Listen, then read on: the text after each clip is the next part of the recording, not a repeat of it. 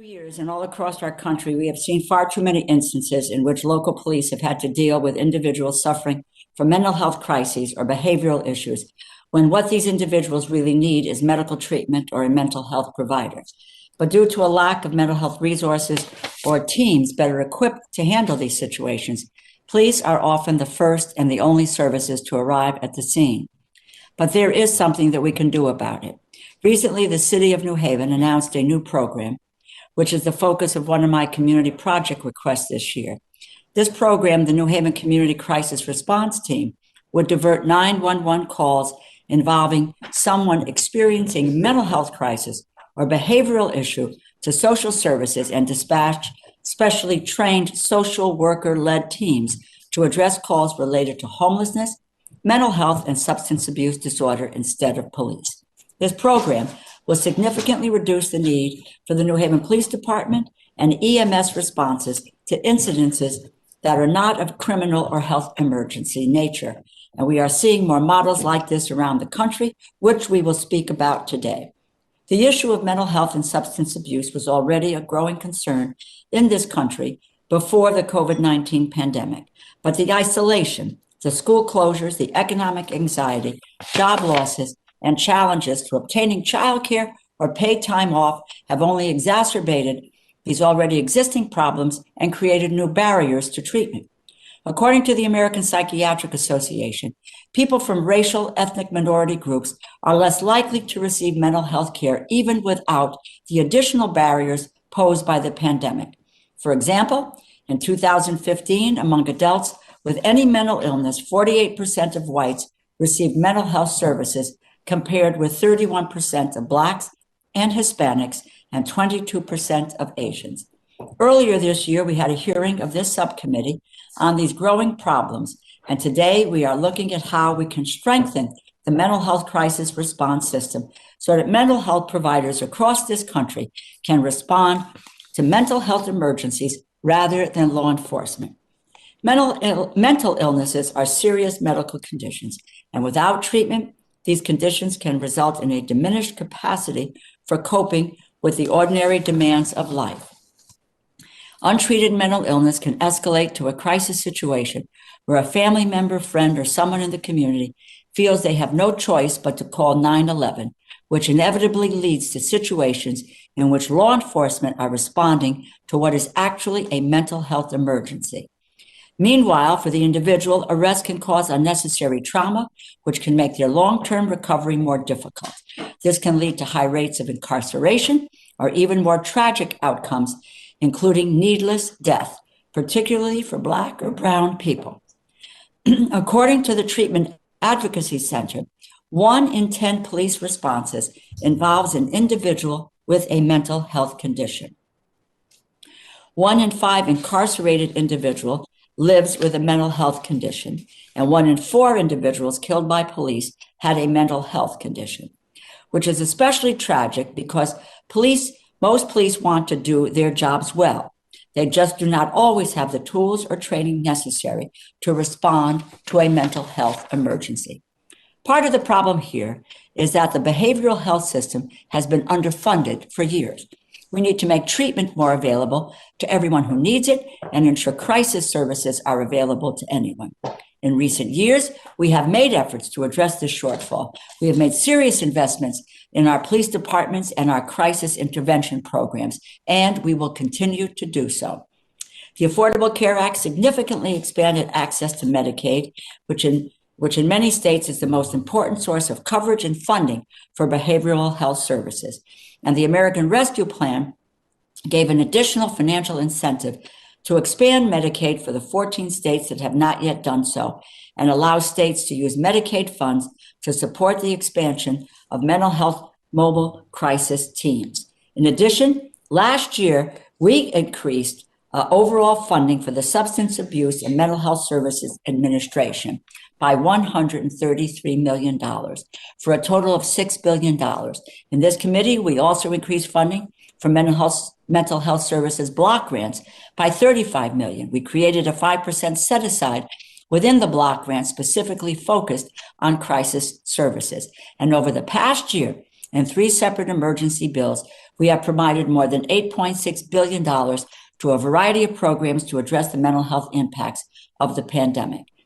Meanwhile, President Biden's fiscal year 2022 budget blueprint would double funding of the Mental Health Services Block Grant to $1.6 billion, an increase of $825 million.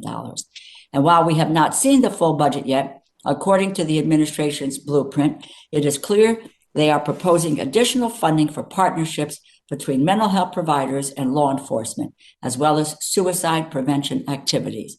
Similarly, Sampson has put out a roadmap for robust crisis care services that can divert people experiencing a mental health crisis from the criminal justice system into mental health treatment. Another important tool is going to be the rollout in July of 2022 of a 988 as a new three-digit number for National Suicide Prevention Lifeline. It's a dedicated number for people experiencing a mental health crisis to call and access life-saving resources. Many communities are implementing model programs where mental health providers respond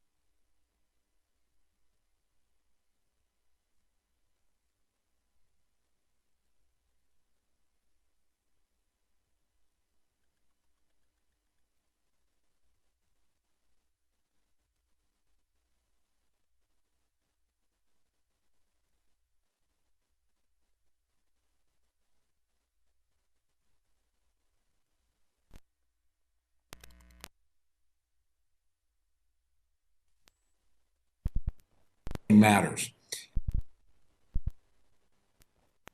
Stand ready to respond to these calls. These men and women must be prepared to address the entire spectrum of calls for help each day they go to work. Of the countless responsibilities of law enforcement, today we're here to focus on their work with people experiencing a mental health crisis. Three out of 100 people will experience psychosis at some time in their lives. About 100,000 adolescents and young adults in the United States experience. Excuse me for interrupting, Congressman Cole. I've just been alerted that there is another issue with the live stream, and I would like to have your comments be heard by everyone. So if you don't mind pausing, we will pause for the moment and recess until this is corrected. Thank you. Absolutely. Thank you, Madam Chair.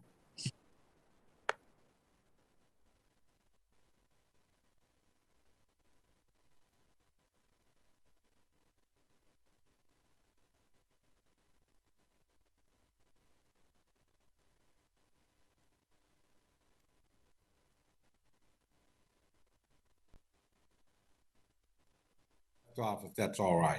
Okay, that's fine. That's fine. Okay, thank you very much. 3 out of 100 people will experience psychosis at some time in their lives. About 100,000 adolescents and young adults in the United States experience their first episode of psychosis each year. In addition to serious mental illness, approximately 50,000 people will commit suicide per year, not including suicide attempts. Individuals experiencing mental health issues present unique challenges for law enforcement. Recognizing this need, police have identified a need for someone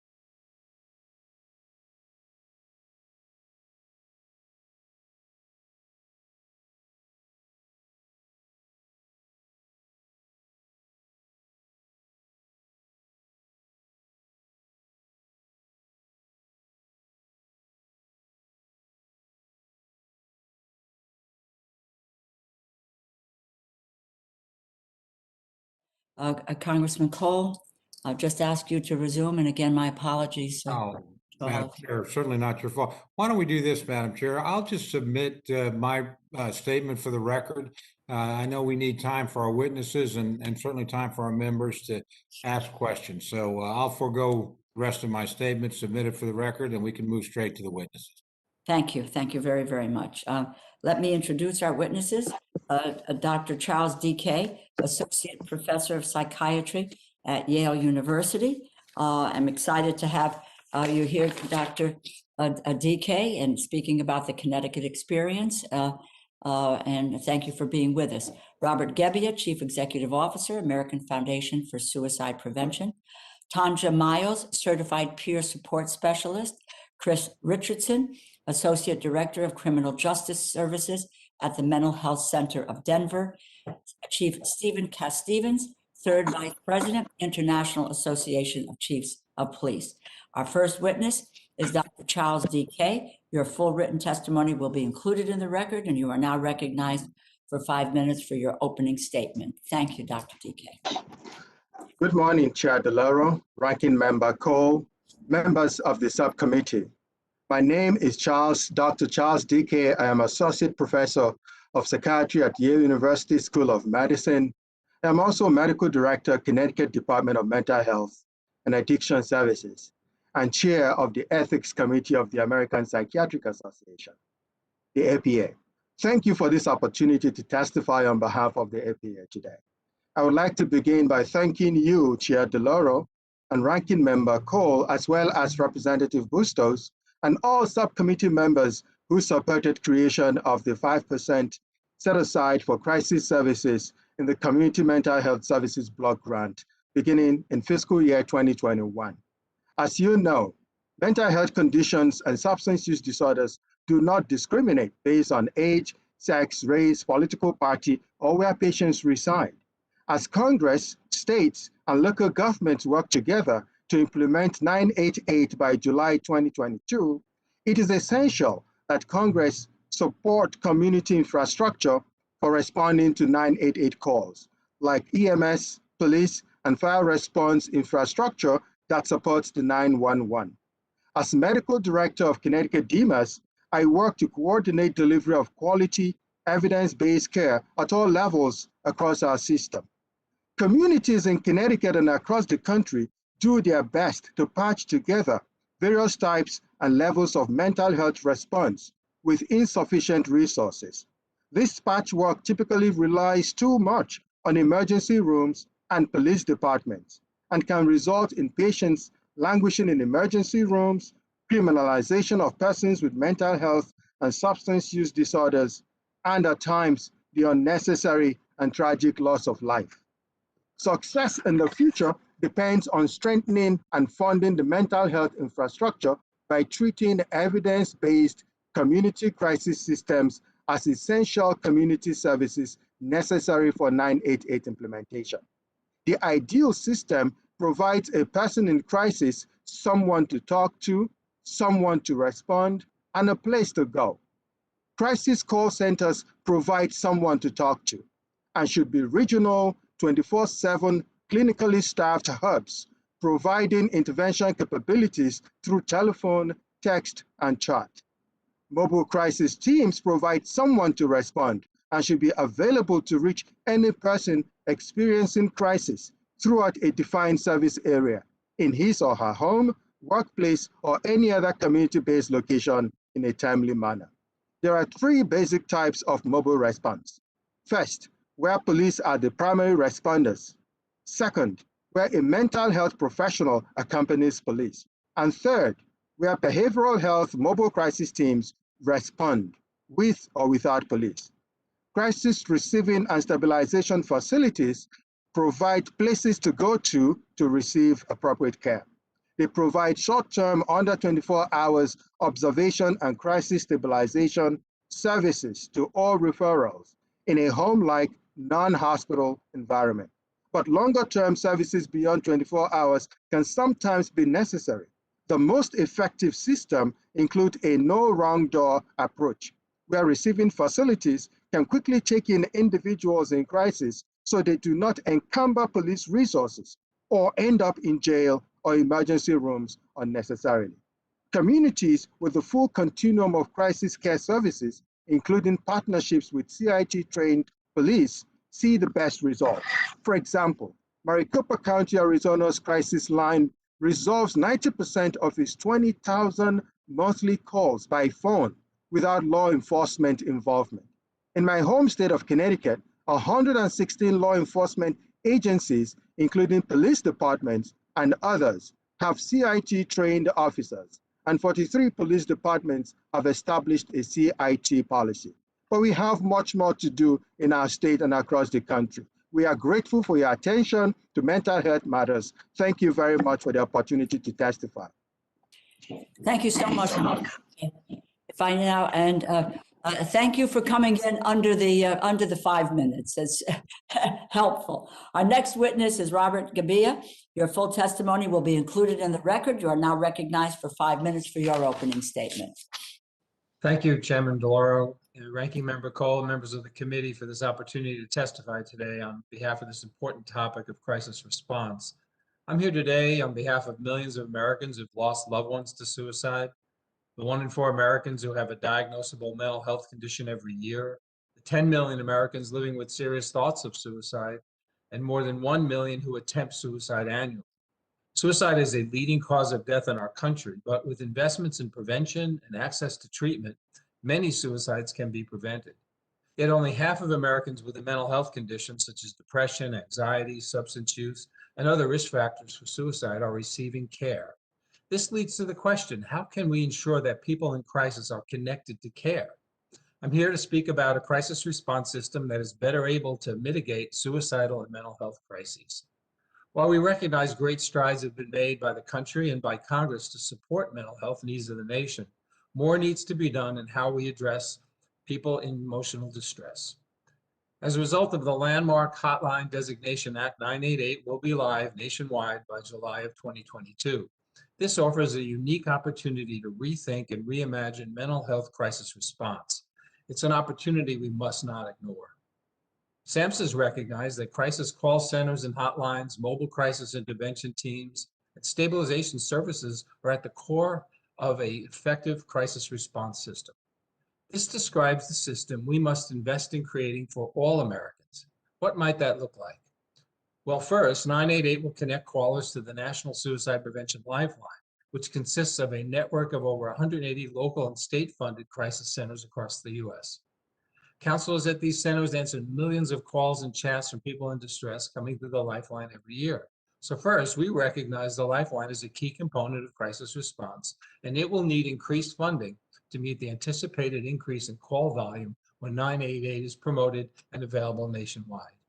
Second, local crisis center infrastructure must be strengthened, or calls will go unanswered, wait times will increase, and people won't receive the help they need. Local centers must be adequately staffed, and training needs to be provided so that we have quality, culturally competent care everywhere. It's important to point out that of the millions of calls to the Lifeline each year, 98% of the crises are successfully de-escalated over the phone, which brings me to my third point. What happens when additional intervention and support is necessary, and a crisis must be responded to in person, whether through 988 or 911? Well, too many communities do not have the capacity to respond. Too often, law enforcement personnel are the only ones available and aren't trained to respond to these types of emergencies. Members of law enforcement do not serve as treatment providers for any other illness, and yet they are the de facto responders for mental health crises, with 21% of law enforcement staff time and 10% of law enforcement budgets spent on responding to and transporting persons with mental illness. And what does that lead to? Individuals in distress or are suicidal often wait in emergency rooms or jails, sometimes for hours or days, without any mental health care. And when released, they often lose contact with the healthcare system and resurface again during the next crisis. Other individuals are admitted to psychiatric hospitals, often multiple times, for expensive care they may not need. Fortunately, there are models in Oregon and elsewhere that are providing mobile crisis interventions with mental health personnel that rarely require police involvement. We must invest in a comprehensive crisis response system that includes a continuum of care that can send mobile crisis outreach when needed, provide follow-up to callers, divert from current efforts that do not ensure safety or treat underlying mental health conditions or suicidality. A report from the National Association of State Mental Health Directors and SAMHSA found that by enhancing crisis response, lives can be saved with the services that reduce suicides and opioid-related deaths and divert individuals from incarceration or unnecessary hospitalization and accurately assess, stabilize, and refer individuals with mental health challenges. Soon, the committee will receive a report from SAMHSA and the Veterans Health Administration detailing the funding needed to make 988 and crisis response more effective. We urge you to make the financial investments they recommend and to use the launch of 988 as an opportunity to reimagine crisis response. It will save lives. Thank you. Thank you. And our next witness is Tanja Miles. Ms. Miles, your full written testimony will be included in the record, and you are recognized for 5 minutes for your opening statement. Good morning, Chairman DeLauro, Ranking Member Cole, and members of the committee. I am Tanja Miles, peer support specialist, veteran, ordained minister, mental health and substance abuse consultant, wife, and community liaison for RI International, Bridging for Hope, Baton Rouge, Louisiana. RI International is a nonprofit mental health crisis provider based in Arizona with 9 states, including Baton Rouge. We are one of the primary authors of the Crisis Now model, the National Guidelines for Behavioral Health Best Practice Toolkit by SAMHSA, and active in the work to implement 988 and the required crisis continuum of care across the nation. I have been in recovery for over 35 years and was properly diagnosed with PTSD 5 years ago. I'm a 3-time suicide attempt survivor. For over 28 years, I've been blessed to wake up every day on a mission to push hope for those who suffer from addiction, mental illness, individuals incarcerated, and formerly incarcerated. I also work with individuals and their family who find themselves in crisis for a number of reasons. I help them navigate through the behavioral health system to ensure that they receive the best quality of treatment and available resources. I am a dedicated advocate for the appropriate and effective mental health and crisis care for communities of color, to ensure that health systems and policymakers put in place better systems which will eliminate disparities in access to adequate treatment and services. Throughout my career in calling, I have worked with some of the best organizations nationally and locally, such as Louisiana Office of Behavioral Health, NAMI Louisiana, Office of Mayor President Sharon Weston Broome, Mental Health Advisory Council, Equal Justice USA, just to name a few. In my hometown of Baton Rouge, I work with law enforcement as a part of their CIT training, a first responder model, a police-based crisis intervention training. I share my lived experience so that they can see mental health does not discriminate and it can happen to anyone. I am the primary caregiver to my uncle who is 76 years old. He has schizophrenia, bipolar, and HIV. He lives in a group home and he's been in group homes for over 50 years. Since there is no continuum of care available for the elderly with serious mental illness, in 2019, I had to have him PEC 10 times. Each time involved 911 and law enforcement. 5 years ago, I became the crisis. During a challenging time in my marriage of 27 years, my husband and I separated and I felt like a failure. I felt hopeless, alone, and felt like my life was over. I felt so ashamed because my husband and I are leaders in the community and people seem to look at us and think that we have the picture perfect life. One dark night, I wrote a 4-page letter saying goodbye to my family and friends. I wanted them to know that this was my decision and I was tired. I was tired of fighting for others while I was the one who was wounded from all the past trauma, the years of trauma. I took pills, got in my car to find a place where I could die in peace, easily be found, and be laid quickly to rest. I called my cousin to let my family know that they had nothing to do with this. This was all my doing because I spent most of my life living to die. I hung up the phone, and 5 minutes later, the phone began to ring off the hook. Before I got ready to turn it off, a friend of mine called. I decided to pick up the phone and my mind became a little clear. She asked me to come to her house and I told her I didn't, but I would go back to the house that I was staying and get some clothes and come over. I asked her not to call the police. As I turned the corner, I saw the police in the street along with my nephew Trey, who spotted my car, so I couldn't turn around and flee the scene. I knew I could talk my way out of this. I could drop some names because I had walked so many families through this process. When I got out of my car, I began to address the officer. He was nice and professional, and the dialogue was well. I even asked him if he was CIT trained, and he said yes. When I began to name drop and told him I was just having a bad day, he said, "Look, Tanja, I need to make sure you're okay." Then his supervisor came. When he came on the scene, he began to get rude and treated me with disrespect. For some reason, he treated me like a criminal, not someone who was in crisis. For a brief moment, I felt myself getting angry, and I said, "You know what? I could provoke him now. And what a way to die today. Death by suicide, death by suicide with a cop." I looked over to see my nephew standing there, and I didn't want to see me being shot down in the street. The other police officer got my attention. He seen I was struggling, and he de-escalated it. I was able to go to the hospital where I stayed for 7 days. I can probably say I haven't had a suicide attempt thought for the last 5 years. That's because I'm going to treatment. My family knows where I am when it comes to my mental health crisis, and I have a continuum of care.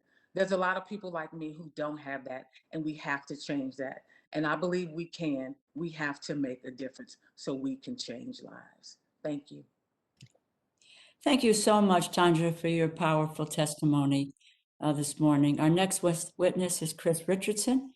And again, your full testimony will be included in the record, and you're recognized now for 5 minutes for your opening statement.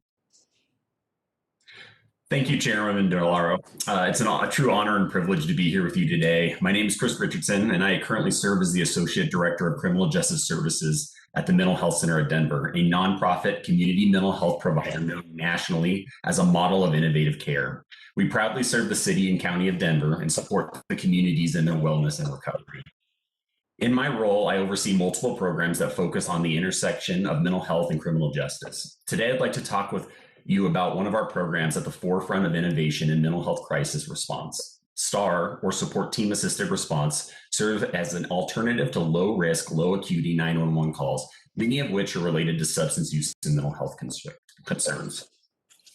Launched June 1st, 2020, the STAR pilot is a partnership between the Mental Health Center of Denver, Denver Health, one of the Colorado's premier healthcare institutions, Denver Police Department, Denver Department of Public Health and Environment, as well as community stakeholders like Servicio de la Raza, Harm Reduction Action Center, Denver Justice Project, Dasher, and Caring for Denver.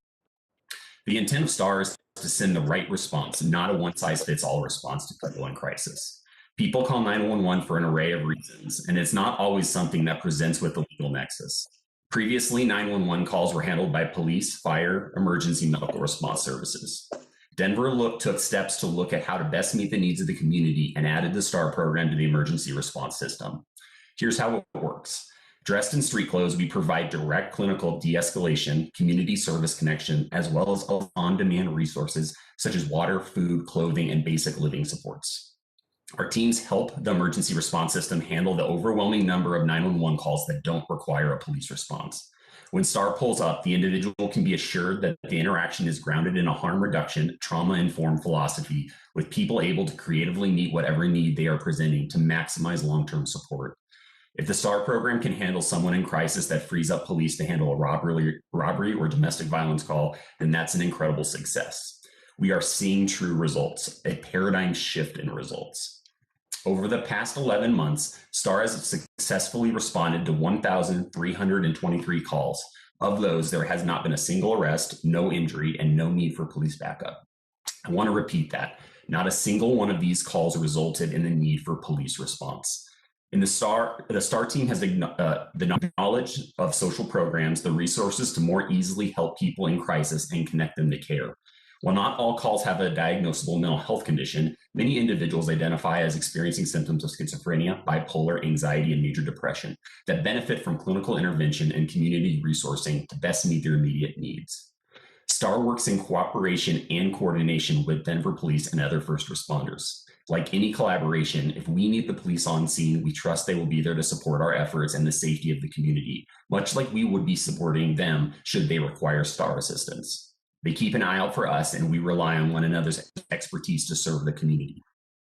In closing, I would like to share a call that we ran last week to demonstrate the need for growth of these programs and how through coordination, collaboration, and trust, we can better meet support community needs. My colleague, Carly Salon, responded to a STAR call at the request of Denver police to a 7-Eleven store where a woman was experiencing mental health symptoms and actively refusing to leave the establishment. 7-Eleven asked that she be classified as a trespasser, but the Denver Police Department recognized that this was a mental health situation and not criminal in nature. Star was requested on scene and was quickly able to build rapport with this woman. After a short time, she agreed to leave the store and asked to be transported to the local women's day shelter that frequently partners with Star. During activating her benefit card, the Star team provided briefcase management and activated the card so she could purchase food and other basic need items, which turned out to be the root cause of her issue with the 911 interaction. The woman was connected to the day shelter where she could rest, shower, and do her laundry. In-service was set up where housing support established prior to us leaving. Additionally, case managers were tagged in and followed up with her the next morning, bringing her into mental health treatment to build on her recovery and support her in her goals moving forward. Through creative thinking, Denver has taken the next steps in supporting the community. It has been an honor to share the details of how we're using this innovation to move the meter on mental health crisis response in Denver. Thank you for your time.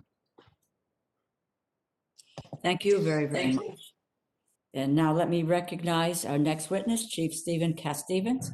And again, your full testimony is included in the record, and you are now recognized for 5 minutes. Thank you very much, Chief. Thank you. Chairwoman DeLauro and Ranking Member Cole, members of the subcommittee, thanks for inviting me here today, and I also applaud you for holding this hearing. The police want to build a robust crisis response system. We know we can't do it alone.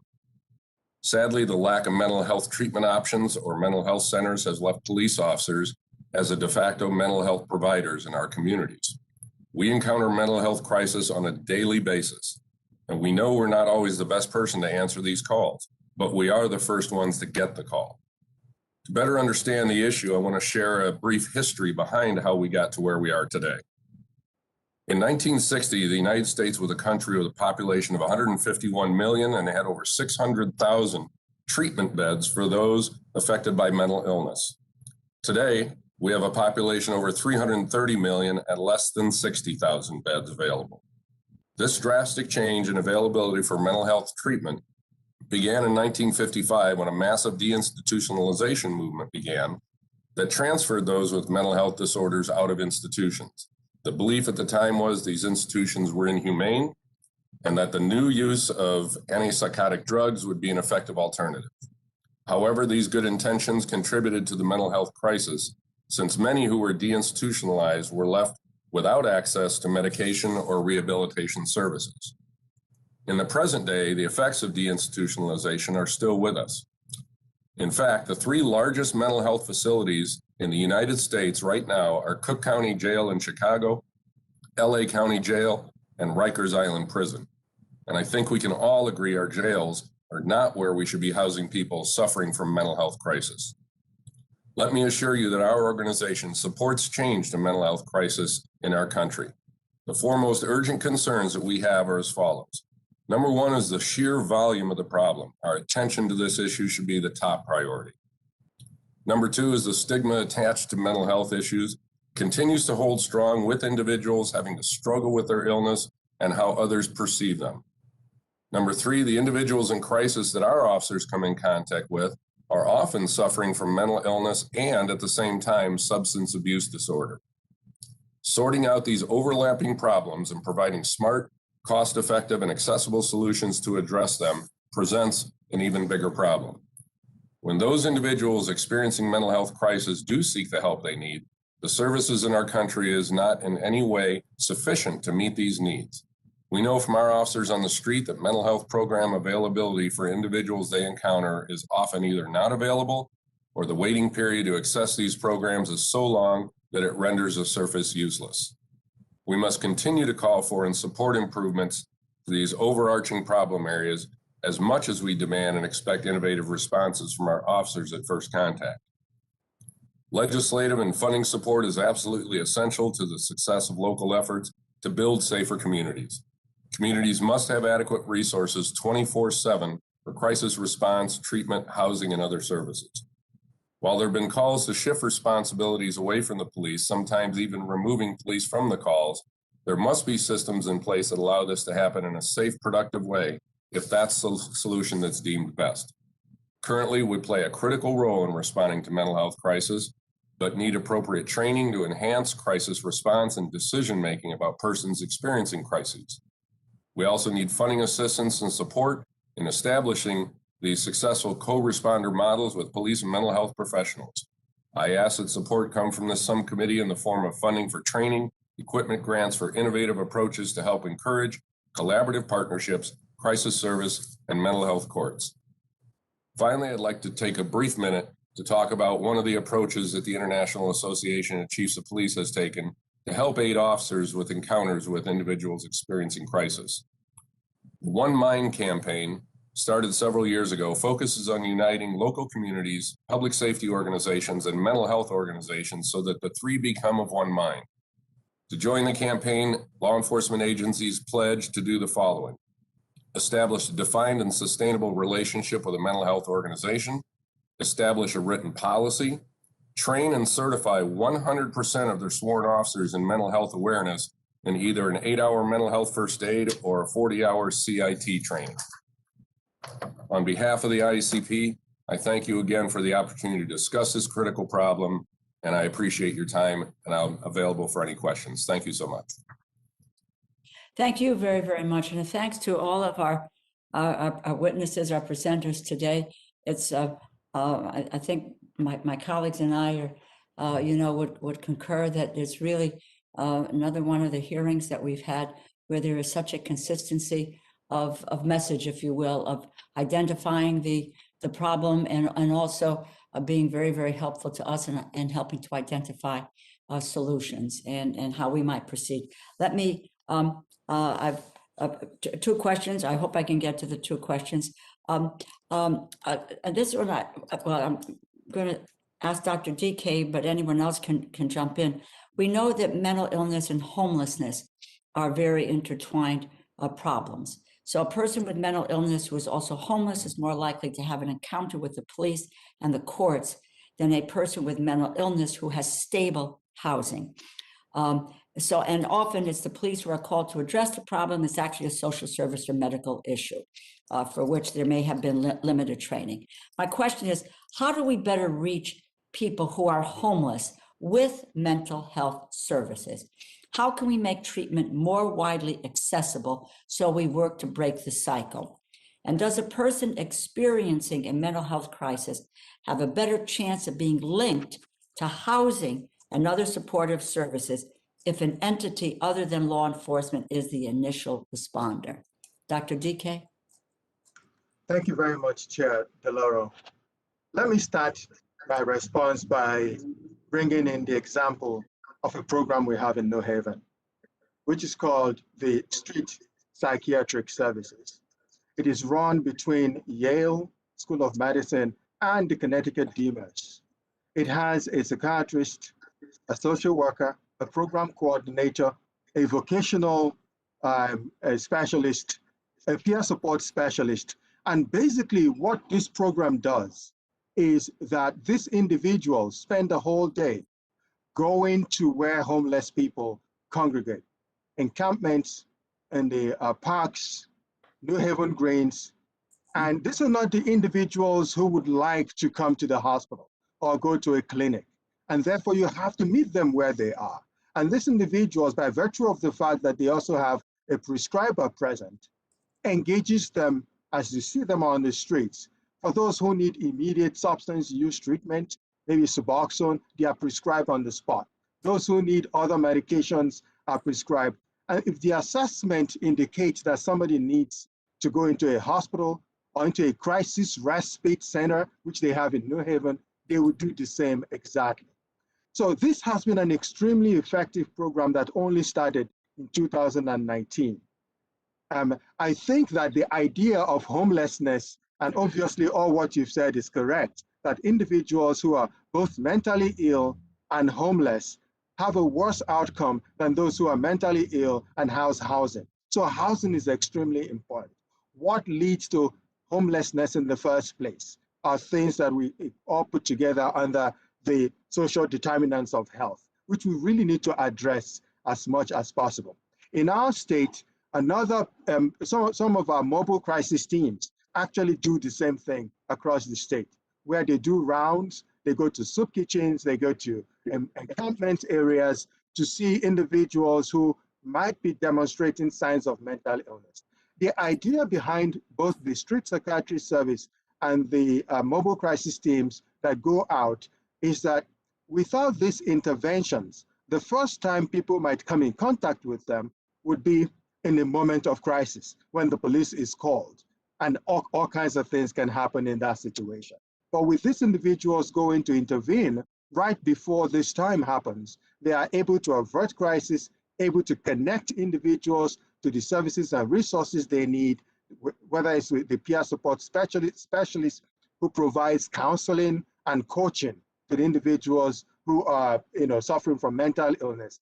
So this, I think, enhancing the mobile crisis teams such that they can do this activity as well would be wonderful and helpful.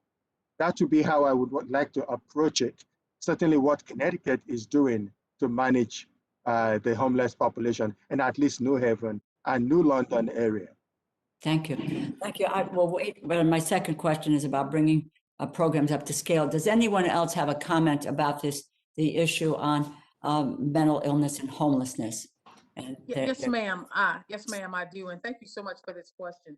Here in Baton Rouge, we have a crisis response team that we work with that go out in the community. And the cool thing about it is that we collaborate with our city parish, with law enforcement. So we know where those spots are. We know where most of the homeless population is. And we go out, and we also offer harm reduction because we're seeing that opioid and mental health are, hand in hand. And so we're able to take those crisis mobile teams, and not only them, but other organizations as well, get the help that they need, refer them to treatment. But we have to work on housing because housing is a challenge all over the country.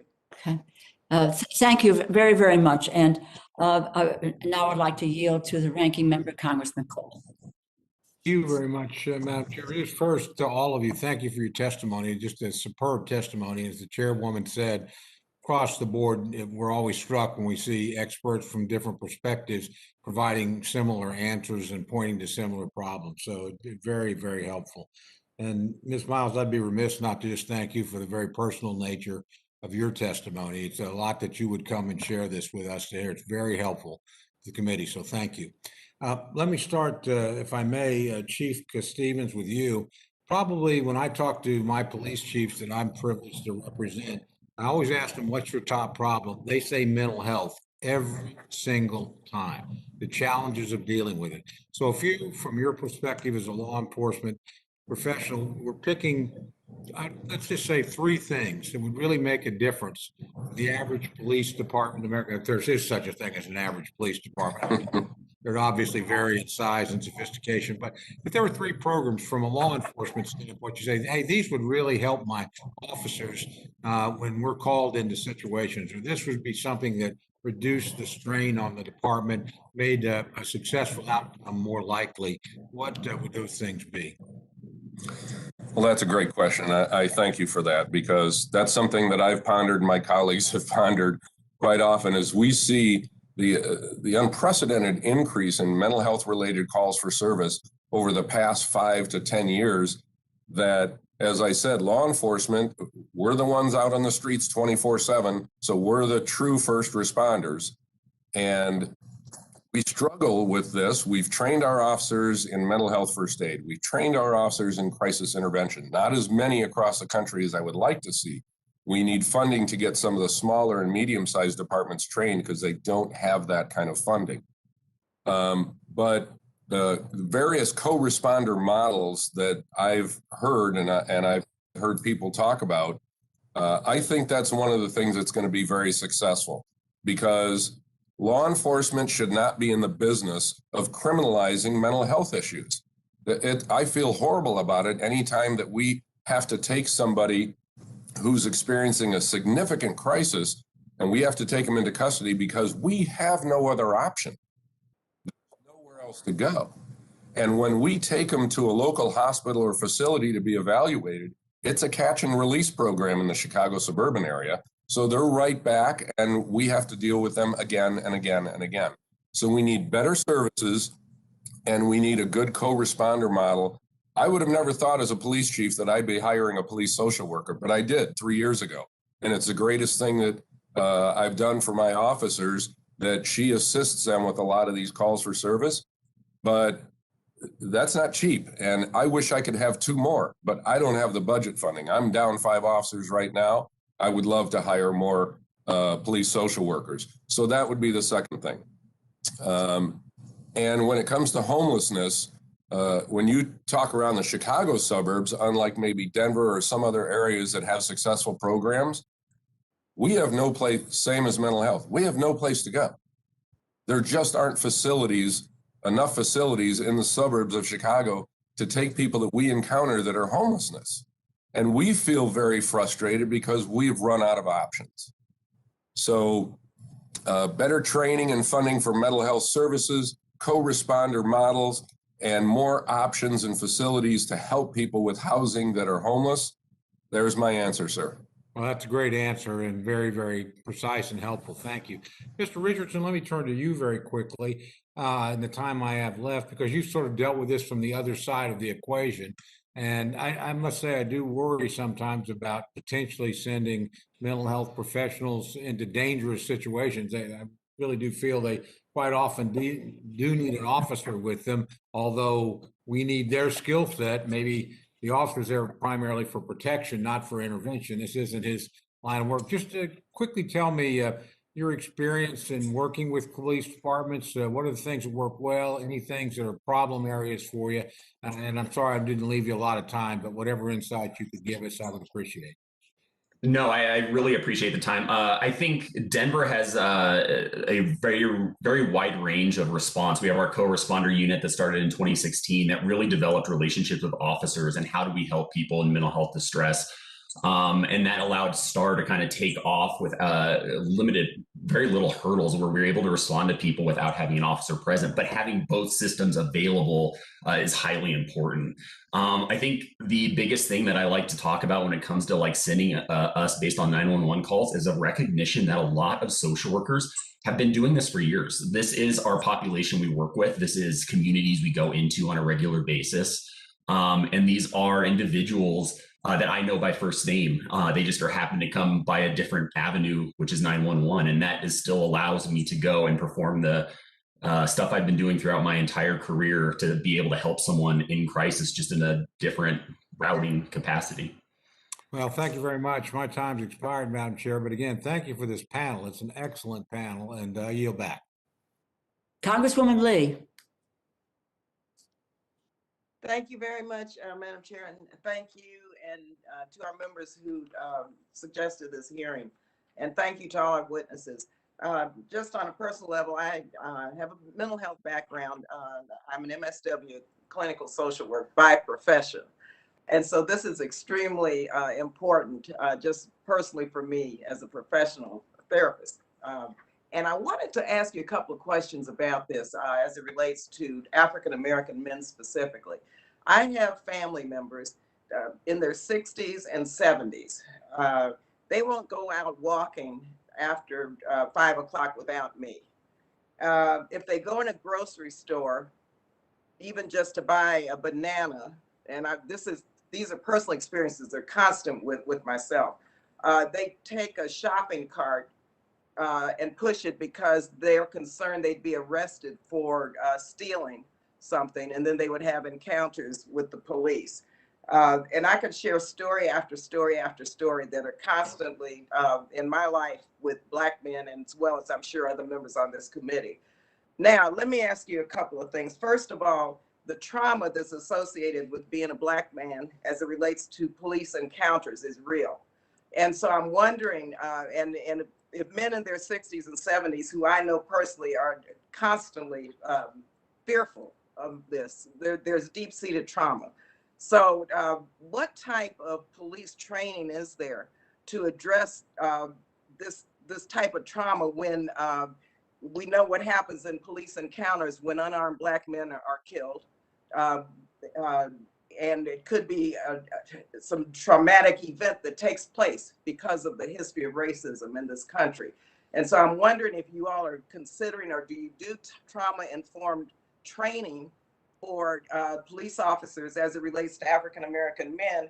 And then I want to know what type of mental health services are available for individuals who constantly are burdened with this trauma and tend to have actually physical conditions sometimes evolve as a result of the trauma of mental health related to police encounters and the fear of the police.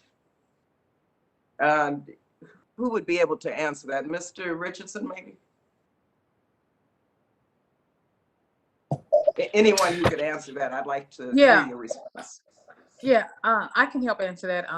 I've been working with an organization, Capillary Human Services, who's doing most of the CIT training here in Baton Rouge, Louisiana, for many years. And so they are definitely trauma informed when it comes to community of color, knowing that the history of trauma between African American police and how real that is.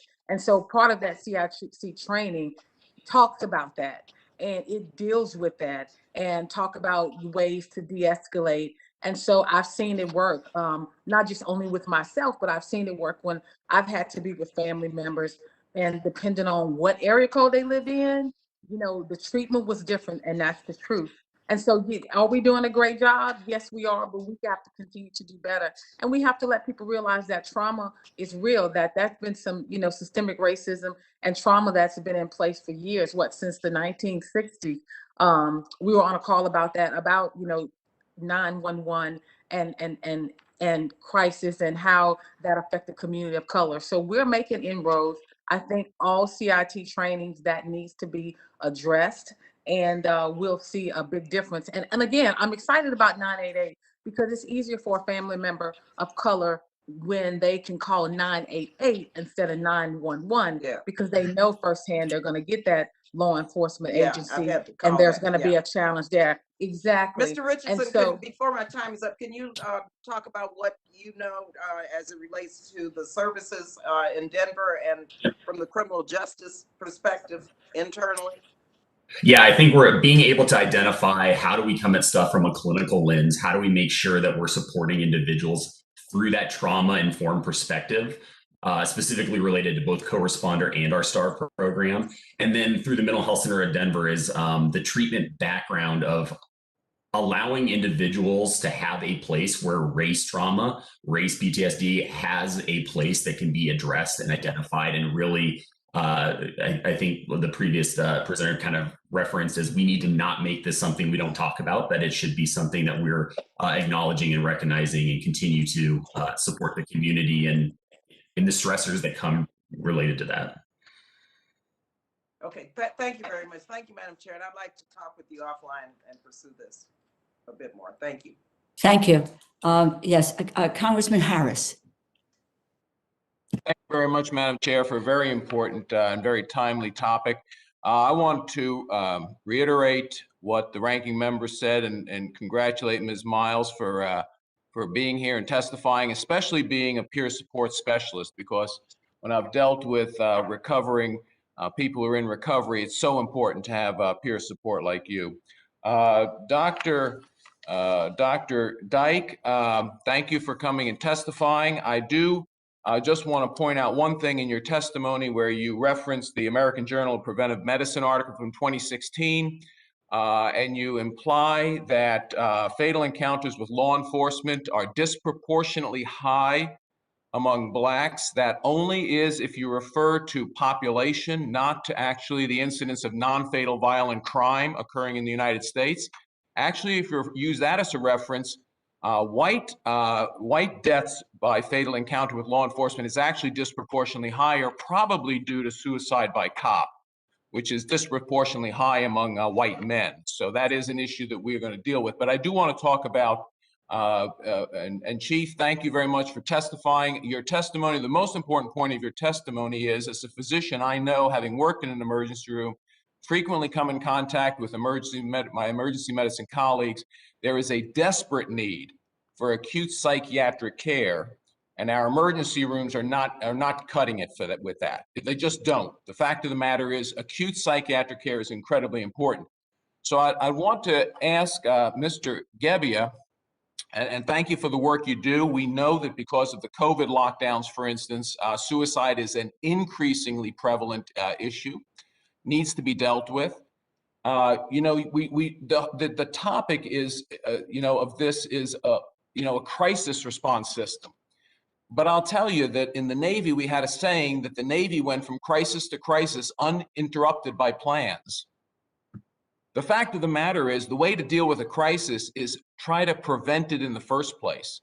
And I'm afraid that until we deal with the critical lack of acute psychiatric care and the ability, for instance, to deliver, because we know in the statistics, people with depression are both prone to suicide and prone to police encounters, that until we make, for instance, the more widespread treatment, the new treatments for depression, very exciting, S-ketamine just being labeled, the NMDA modulators, the G-protein coupled receptor modulators.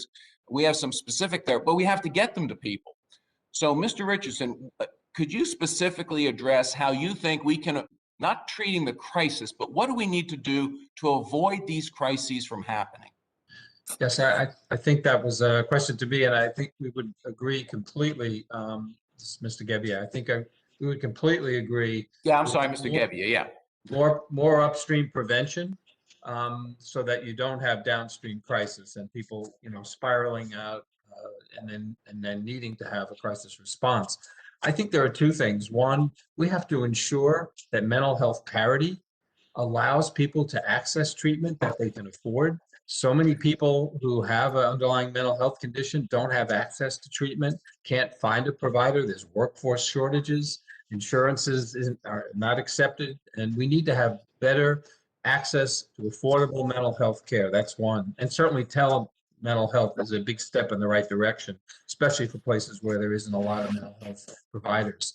I would also say education, family education, working through our schools to educate about what to do when you see someone, a peer who's struggling, how to really educate our public about mental health in a way that people feel less stigmatized and are more likely to seek treatment. I think these things, because remember, so many people who are in crisis are not in treatment. So if we can get people identified, early intervention, they will then not be in a crisis state later downstream. So we would agree completely with your suggestion about upstream prevention and have to invest in that. That does cost some money, as we know. Do you agree with the chief that in fact we are very underbedded in acute psychiatric treatment in the country, and that's something we need to deal with?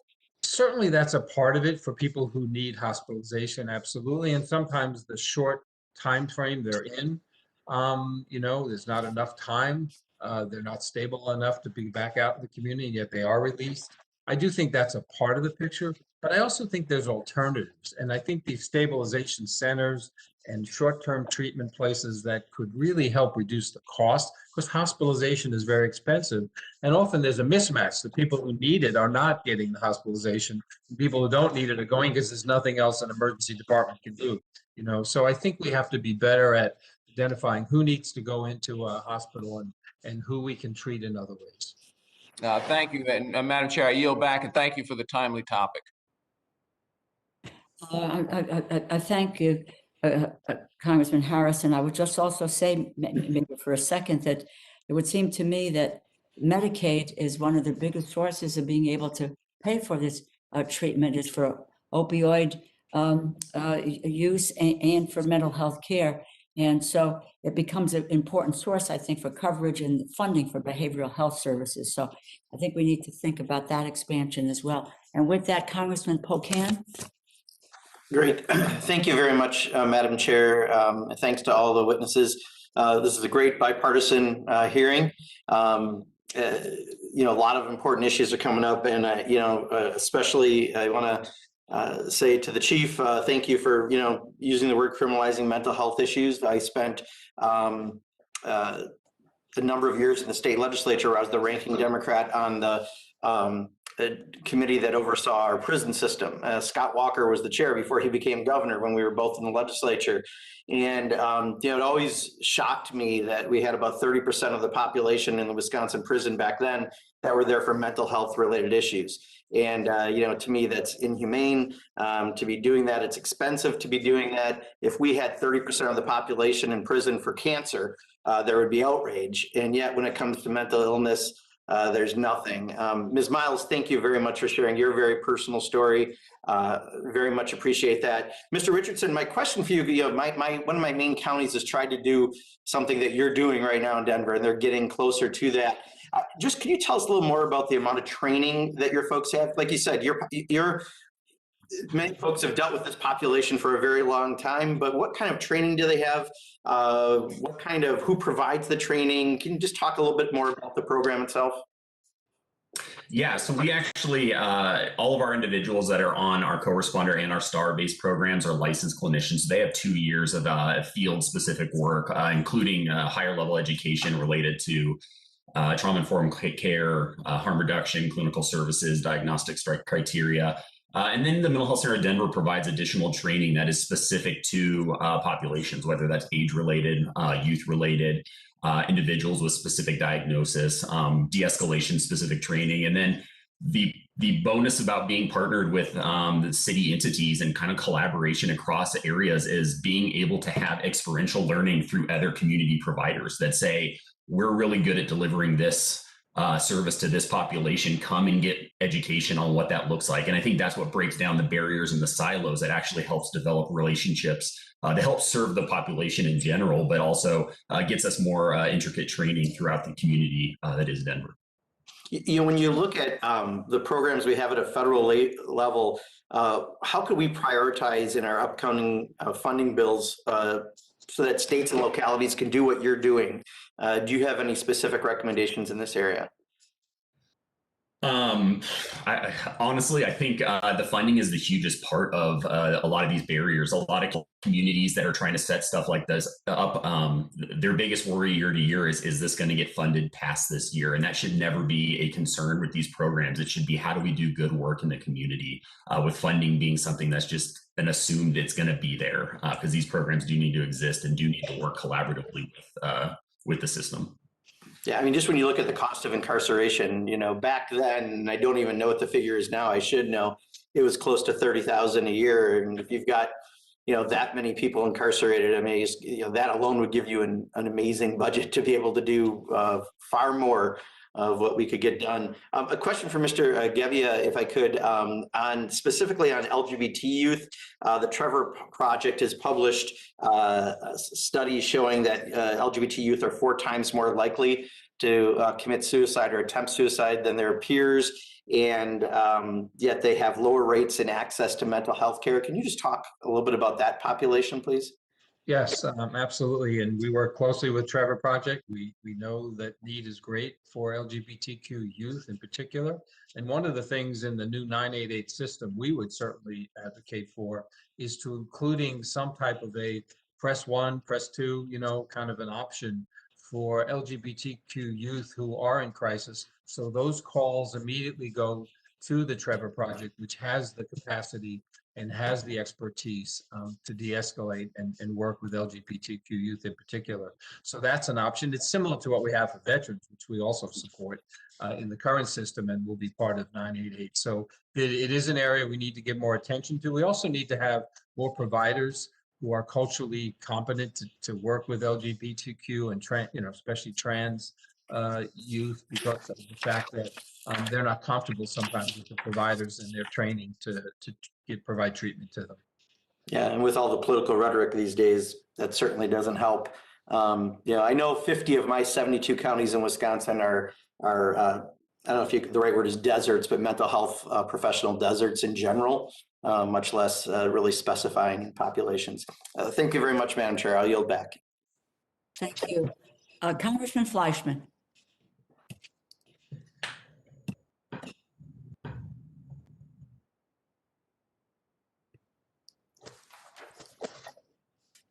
Congressman Fleischman?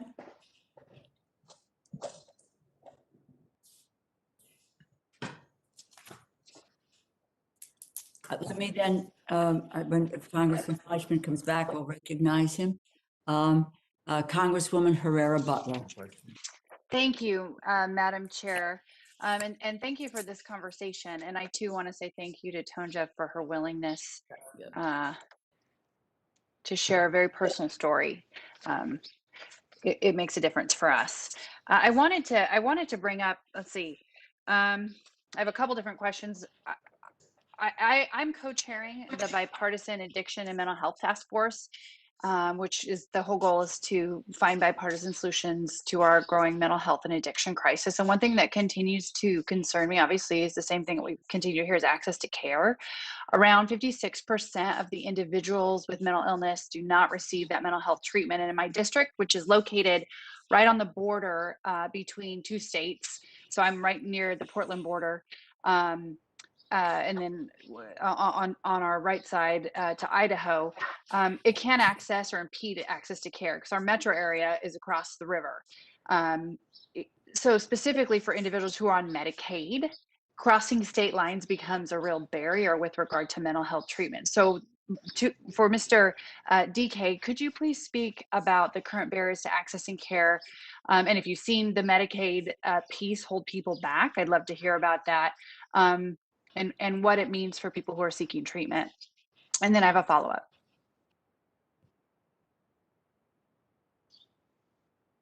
Thank you very much.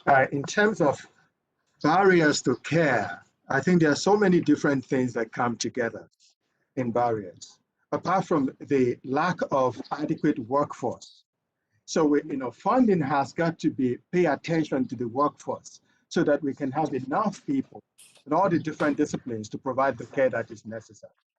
We also need to increase access in different ways, maybe continuing the use of telehealth so that people can actually see specialists from all over the country, all over the state, regardless of where they are. Then the whole issue about stigma, a lot of effort needs to go into drumming up the support for mental health services, support for accessing care, trying to find out what communities need, collaborating with community agencies, which could be even religious organizations, groups, meeting people where they are so that you can engage them there. We don't need to meet people in a hospital or in a clinic, but in fact, clinicians can spend some time in these different locations.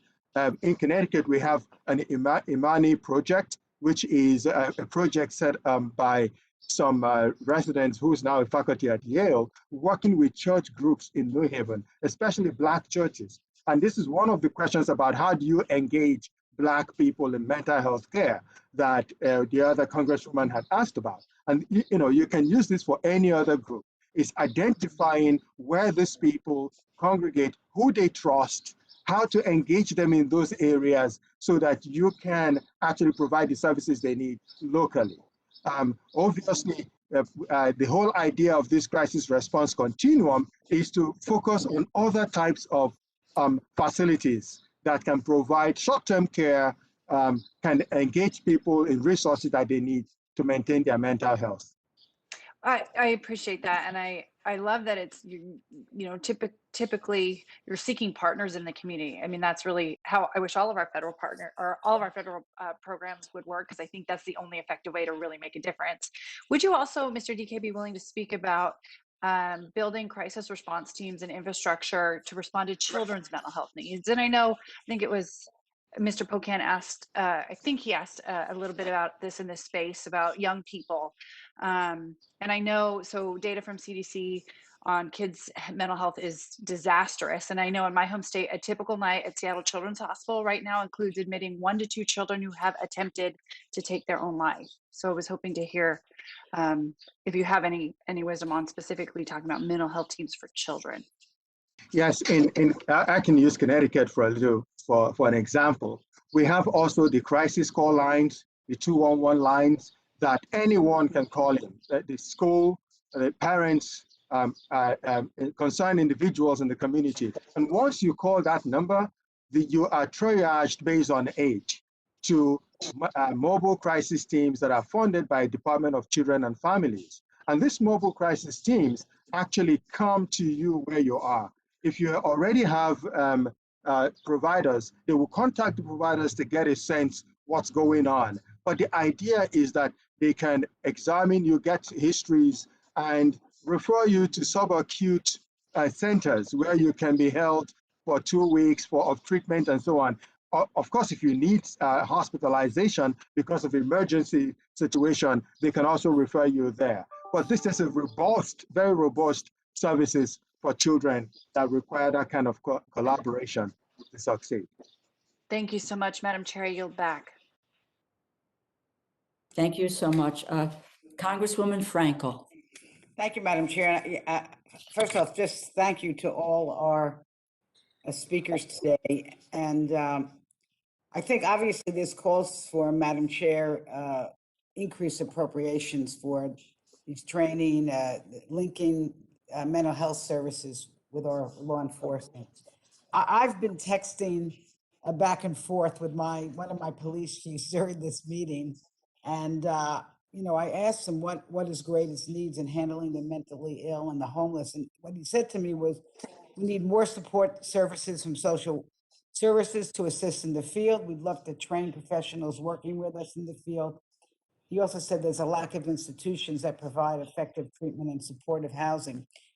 So to our guests today, one of our colleagues today on a caucus call talked about a bill she had to provide Medicaid to people in prisons so that they could get access to substance abuse and mental health services. I would like to get your comment on that. And the other question I have is there are many law enforcement services or agencies throughout the country. Some are large, some are small. And your suggestion, how do the smaller ones actually get the kinds of services that you're mentioning? Who wants to take the services in the prison question? Anybody? Yeah, I would just add that, we lose so many people to suicide who are incarcerated. And you wonder, how could that happen? And there's so many best practices that aren't used in prison settings, and those who are incarcerated should be getting mental health treatment. And how it's paid for, it should be the responsibility of the institution, the prison system. If they have someone in their custody and they need mental health care, it should be a standard of care. That should be part of what goes into accrediting their health care in prison systems. I think there's not enough focus on those standards, and we would urge that is something that should be provided to everyone who's in custody, free of charge. It should be part of the cost of the prison system to be able to fund and take care of their mental health needs. Let me interject one more question before we go. I think one of the big concerns in this country right now has been the mass shootings, and so many times it seems like it's somebody with a mental health issue. So, is there any way to be screening for this kind of activity?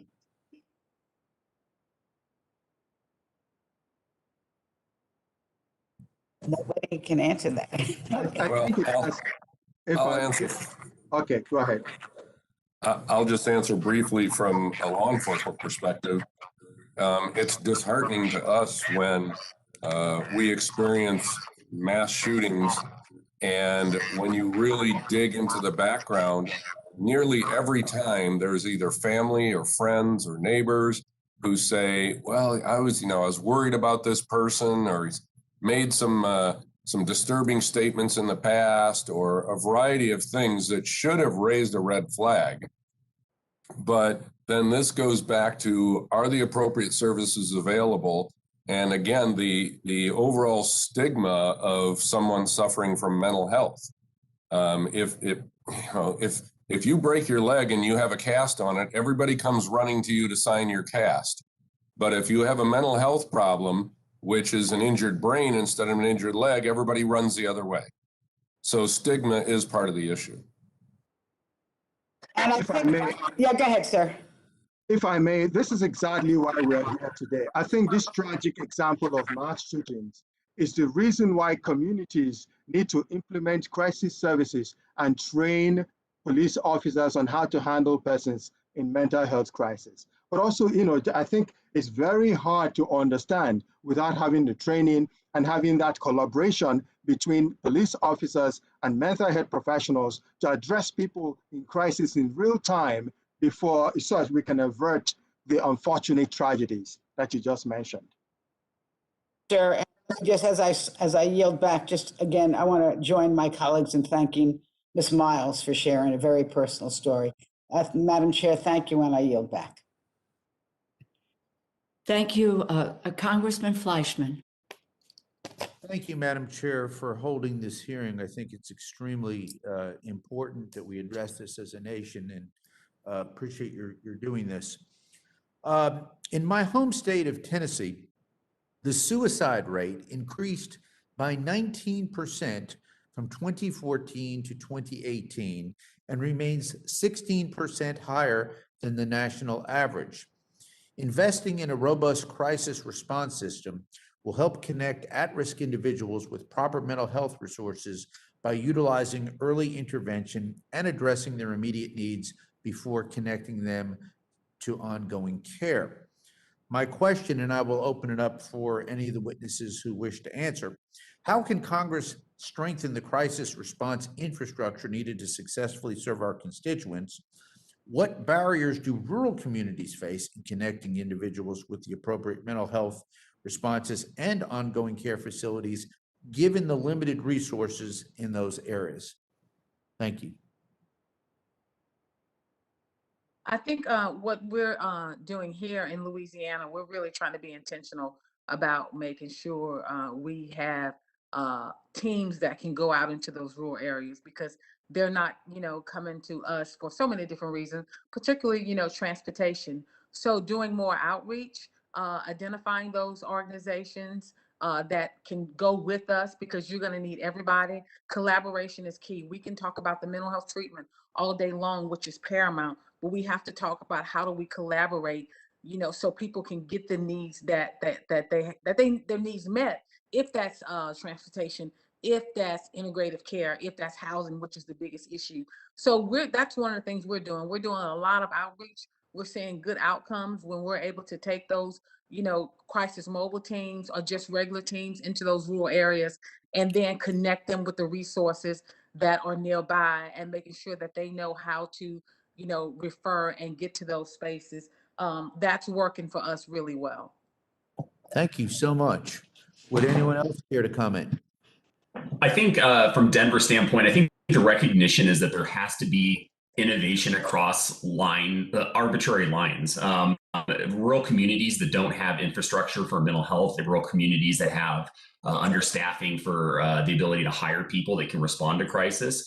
We live in a COVID world now that has technological advances that we can actually start looking at creative partnerships across areas to really provide services to areas that may have a need for those responses, but we can do it possibly virtually, or even be able to collaborate more creatively in different areas.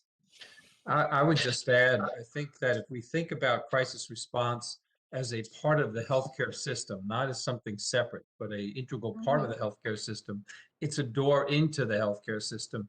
But what happens long term, I think often what happens, people in crisis come into contact and then they're out of the system again. And so if we think about this idea of continuity of care, I think that will have a long-term impact on bringing down the rate of suicide, because those individuals who are in crisis, who are struggling, who have suicidal ideation, then will get the ongoing help they need. It's not just about the crisis. It's about what happens after the crisis that will be more preventative from them spiraling again into crisis. So I do think that whole idea of continuity of care is really important here to get that suicide rate down. Thank you. Mr. Gibbia, in your written testimony, you cited over 25% of calls to state Lifeline Network answers go unanswered. How will the implementation of 988 improve response rates and overcome staffing challenges, sir? Well, it won't unless we invest in the infrastructure, especially in the local crisis centers, who then are linked to the National Lifeline and then have to answer those calls. If they don't have more staffing, more training, and then we don't build the infrastructure, we're very concerned that with the promotion of 988, which is wonderful, the call volume will go up dramatically. Some estimates are double and more than that. But if we don't build the infrastructure to support that, I'm concerned that more calls will go unanswered, wait times will go up. And once people have a bad experience, they're not going to do it again. And I think it's really important we get this right. And that means investing in the infrastructure of those local centers. Want to thank all of the witnesses for their testimony and their answers. Madam Chair, I yield back. Thank you. Thank you. Congresswoman Watson Coleman. Thank you, Madam Chair. Thank you to each of the witnesses for the information that you've shared, the enlightenment that I have experienced that you all are functioning under. And thank you very much, of course, again, Mrs. Miles, for sharing your personal story. There are a lot of issues that we need to be dealing with here, Madam Chair, and I hope that at some point we will talk to other people in this circle, particularly as it relates to what happens with mental health illness when you're incarcerated and what kind of services follow you out when you're let out of these facilities. I also wanted to talk to you all about youth suicide among African American youth and other youth of color, and even the challenges to the LGBTQ community and the trans community and other communities, American Indigenous communities. Just last night, I'm happy to say that my bill pursuing Equity in Mental Health Act passed the House. And that bill came out of a result of an emergency task force that I launched to look at the impact of suicide ideation, suicide aspiration, and suicide success among minority youth. And what it shows us is that on that level and other levels, there's a real challenge for cultural competence. Providers, diversity of providers, at the schools, at the centers, et cetera. And so I am very concerned that you all have spoken to very successful evidence-based programs. I don't know to what extent you were thinking about youth and minority youth in particular as you were talking, but I would like to know, what is it that we are doing, should be doing, and need your support to include greater diversity among providers, greater trusted voices among those that you interact with, cultural competent training on those who would be answering 988 calls or any other calls, and cultural competency in places like our police forces to actually understand, get the 40 hours training or the whatever training, but in addition, cultural competence training to recognize when one is in a mental health crisis and one is really a threat. And so may I start with you, Dr. DK, and then I really would like to hear from you, Chief. Thank you very much.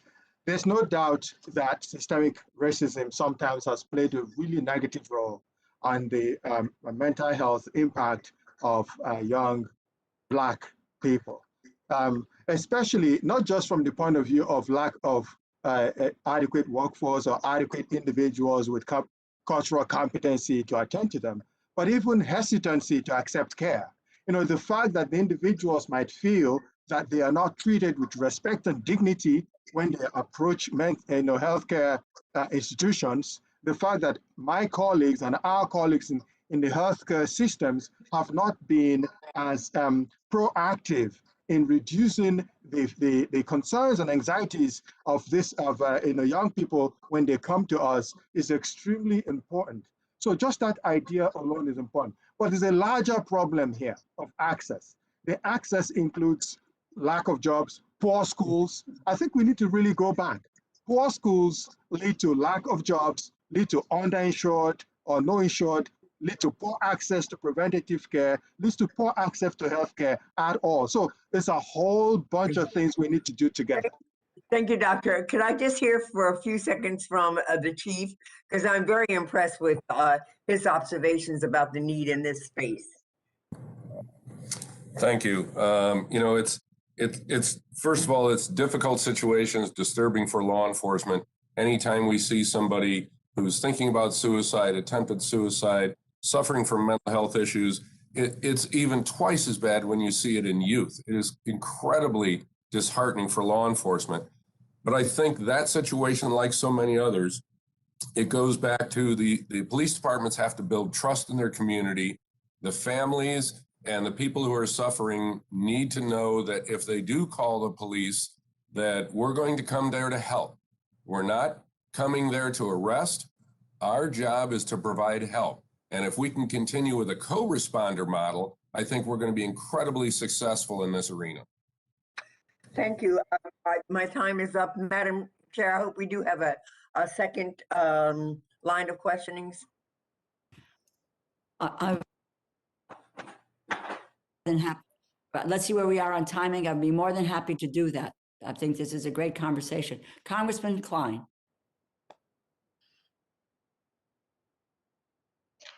Thank you, Madam Chair, for holding this hearing on this important topic. And I want to thank the witnesses for attending as well.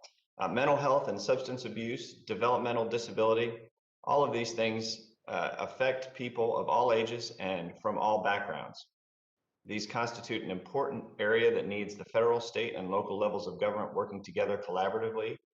And during my time serving as a delegate in the Virginia General Assembly, I served as the chair of the Mental Health Subcommittee and authored several bills that were signed into law to ensure that the Commonwealth was able to appropriately connect individuals with their needed resources. Several of the bills I've sponsored work to establish a state registry of available acute psychiatric beds in both public and private psychiatric facilities and residential crisis stabilization units, requiring this registry to be updated daily. The goal was to ensure that once individuals were receiving the help they needed, they would not be streeted after a certain amount of time and would be able to get the help that they needed and deserved. Work in this space is of great importance, so I'm glad we're discussing it today. I also want to take a moment during National Law Enforcement Week to recognize and thank all of those police officers who so often are the first responders to assist in getting individuals connected with the help they need. With that, I would ask Chief Stevens, although there's much work to be done, I'm thankful that the recent national dialogue has been focused on destigmatizing the utilization of mental health resources. There are certain professions such as the police force and military service where the resources are particularly needed, but the stigma associated with them remains unfortunately high. How can we more effectively ensure that these resources are offered such that those professionals can benefit from their availability? Those in these professions have given so much of themselves, and ensuring they have the care they need is of the utmost importance. Well, thank you, sir, for bringing that topic up. That's a topic that's been near and dear to my heart. Police officer mental health, PTS, and police officer suicide.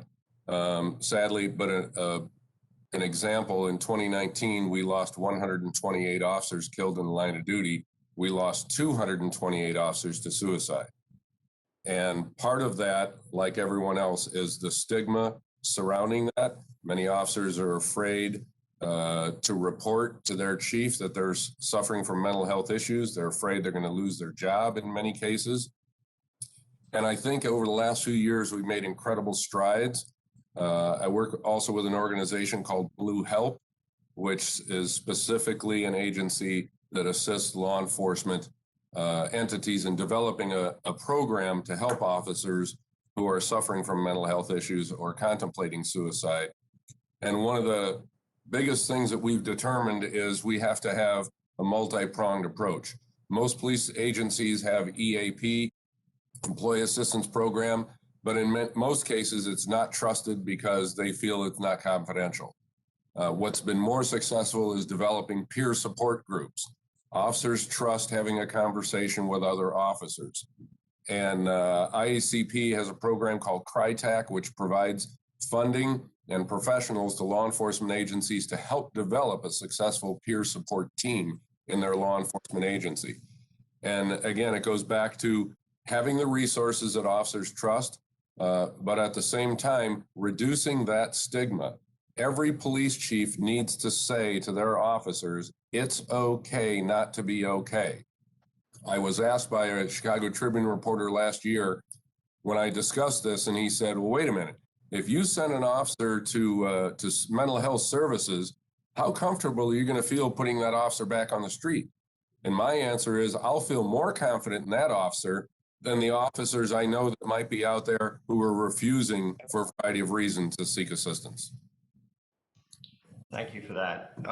As I discussed back in a hearing we had on March 11th on COVID and the mental health and substance abuse crisis, the mass government shutdowns have had a significant negative impact on many people's mental health and substance abuse, as well as on those who are directly impacted by those needs being unmet. This has been seen through increased calls to helplines and fewer professionals who traditionally aid in connecting individuals to help.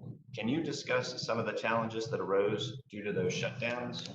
Or that might be a question better answered by another witness if they want to weigh in.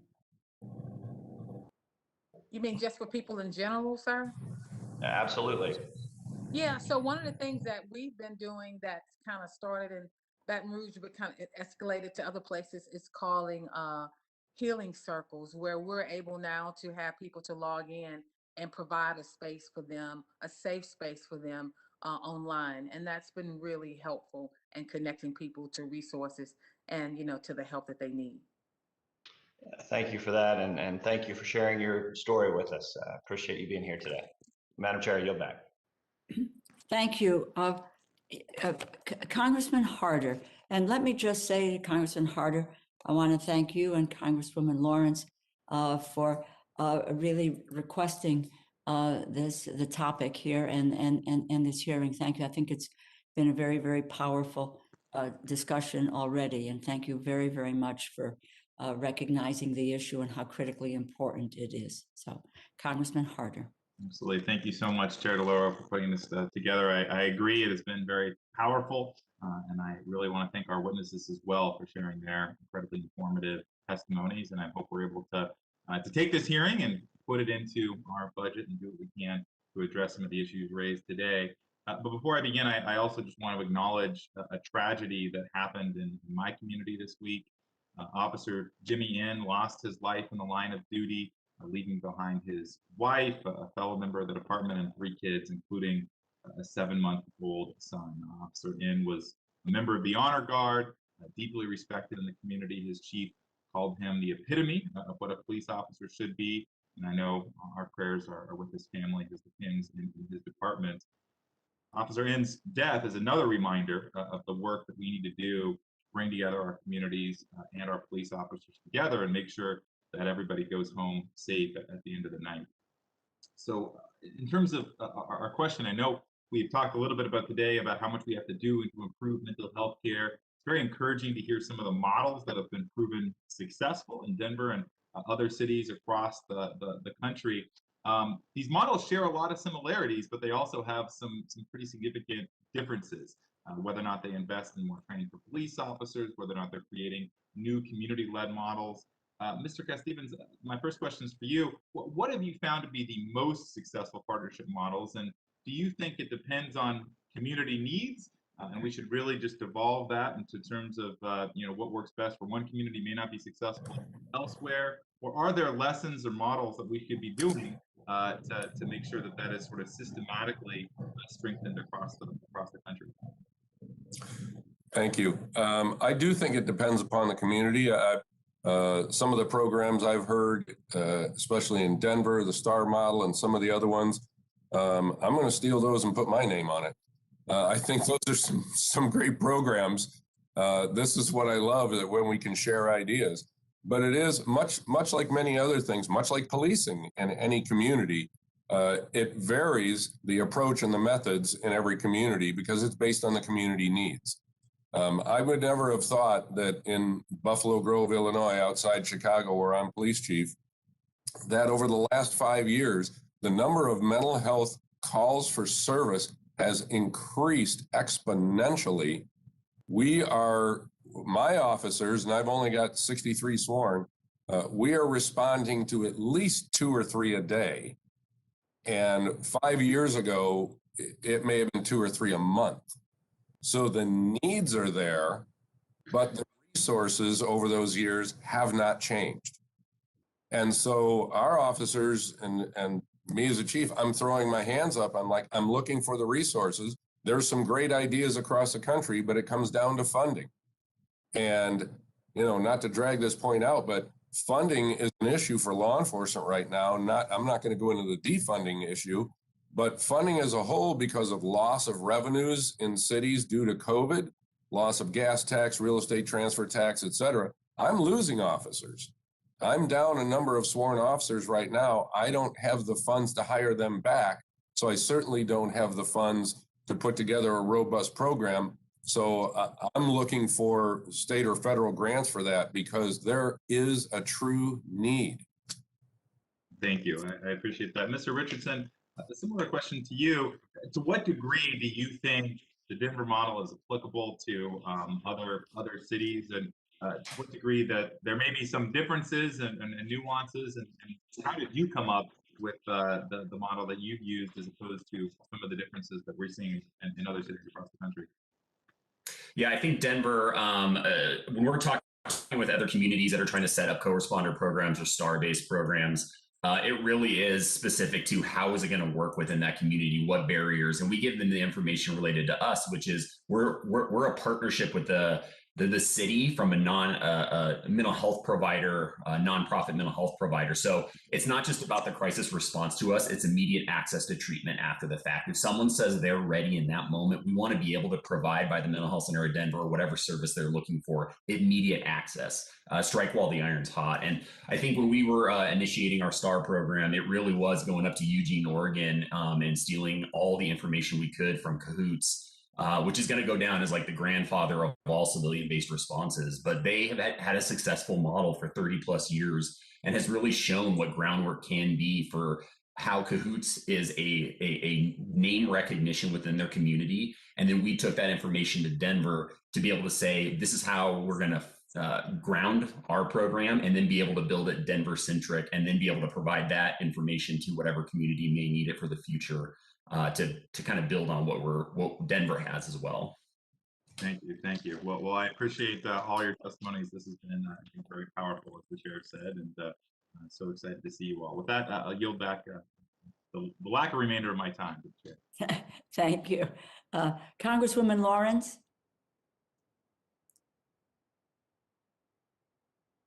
I know she was shuttling between committee hearings. Congresswoman Lawrence, there you are. Thank you. Thank you for both you and Mr. Harder, as I said, for wanting to do this hearing. Appreciate it. Thank you. As many of you may know, I really feel that the mental health survival of our country is based upon our leadership. And thank you so much for the witnesses that are here today. I know for a fact mental health has an impact on our children now. With COVID, it just ripped the scab off of it. We see all of these challenges. With our policing in America, it breaks my heart when I see these video cams of a person clearly having a psychotic incident and being put in handcuffs and slammed to the ground. As a former mayor, in looking at the 911 dispatch system, knowing that when someone calls, what is your problem? What is your situation?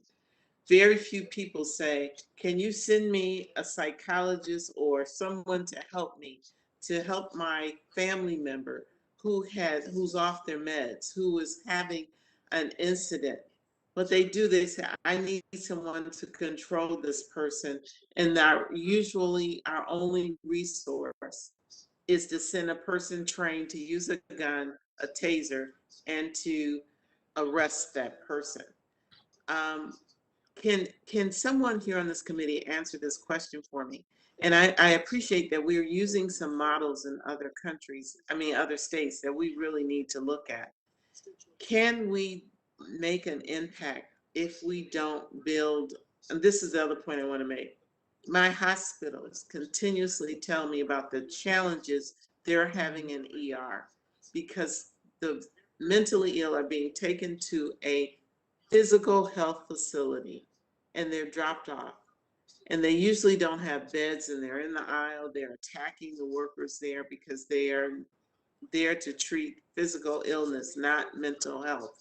Can we change or address this issue if we don't invest? And how do you have any recommend? How can we invest in the infrastructure for mental health so that we can all be together, working together and taking care of those in need? I would like to address that. So one of the things that we're grateful to have is called the Crisis Now model. That's a part of RI. And basically what it does, it puts everything in a place, particularly through uh, a stabilization unit where people can go to where when first of all, we have to educate people that you have the right when you call law enforcement to tell them you would like a CIT trained police officer, and hopefully most organizations will have them because they know what to do when they go to a code 68, and having a place where police officers can take someone where they can drop them off in 5 to 7 minutes, not stay there for 3 or 4 hours until they get things straight. So when we decided we needed to have something done in Baton Rouge, we got a tax pass for our stabilization unit. And inside that unit, we have a different number of things: respite, we have detox, we have the living room model. And that's been working really well. And look, other states are doing it and other cities is doing it as well, because we kind of looked at them to see what they were doing and how it would fit, how it would fit Baton Rouge. And we've had great success. That Crisis Now model is something that I think people need to really look at, and it can address a lot of the different things that you just talked about, and we're seeing it make a difference. Thank you. For the police, can someone address how do you handle the place to take someone, even if you have a trained professional? Where do you take them, and what do you recommend we look at of having a plan in America? Because and in Michigan, we totally shut down all of our mental facilities. Well, therein lies part of the issue, I think, is historically, as a society, we've defunded mental health. And we've now laid that on the doorstep of law enforcement because nobody has anywhere else to turn. Now we're slowly making progress, but speaking for my officers and other agencies in Illinois, what you just stated was the biggest problem. People will call the police. We see somebody suffering from a mental health issue. We've trained our officers in CIT. We've trained them in mental health first aid. We've trained them in de-escalation. The last thing we want to do is put handcuffs and take them to a police station because we have nothing to treat them with here. So the best thing we can do is take them to a mental facility that we've developed a relationship with. But as our other witness stated, that we'll take them to an emergency room. They're not equipped to do that. They're dealing with injuries. They're not equipped to deal with mental health crises. And so it's always often a quick evaluation and a catch and release program. And it's so frustrating for law enforcement because we want people to get help. We have nowhere to take them. Thank you so much, Madam Chair. I'm yielding back, but I think this committee should really look at the models that from the point of identification, having a trained response, but where do we put these individuals after they are not captured, but after they have intervened, to place them in a place where the help they needed is available. Thank you, and I yield back. Thank you. Congresswoman Bustos. All right, thank you, Madam Chair. Dr. DK and Dr. Gebbia, I want to say, first of all, thank you for your kind words and your testimony about the subcommittee's work to provide a 5% crisis care set aside in the mental health block grant. Like you, I was very pleased that we were able to pass this provision out of my Crisis Improvement and Suicide Prevention Act, that we could turn that into law. Crisis funding helps mental health providers in all over. In a district like mine, we have Rosecrance in Rockford, Illinois, Robert Young Center for Community Mental Health in the Quad Cities, and Unity Place Peoria, Illinois, and they fund crisis call centers, mobile units, so they can travel to patients in crisis and so much more. You get the picture. I also want to say thank you to the American Psychiatric Association, the American Foundation for Suicide Prevention, and so many others who supported this effort. My question to both of you is, if you could be specific in how this dedicated crisis care funding is helping states and providers, so we have a good picture on that. Dr. DK, why don't you start, please? Well, thank you very much for that. I would say that the funds provided by this subcommittee, by the way, thank you all for doing that. It's been very helpful, sorely needed, but different states are using them differently, depending on their needs. I'll just give you a couple of examples. Some states are supplementing their existing crisis systems. For example, in Connecticut, the initial goal was to expand our mobile crisis to 24/7 across all the different areas of Connecticut. Before then, even though we had mobile crises across all of Connecticut, not all of them were 24/7.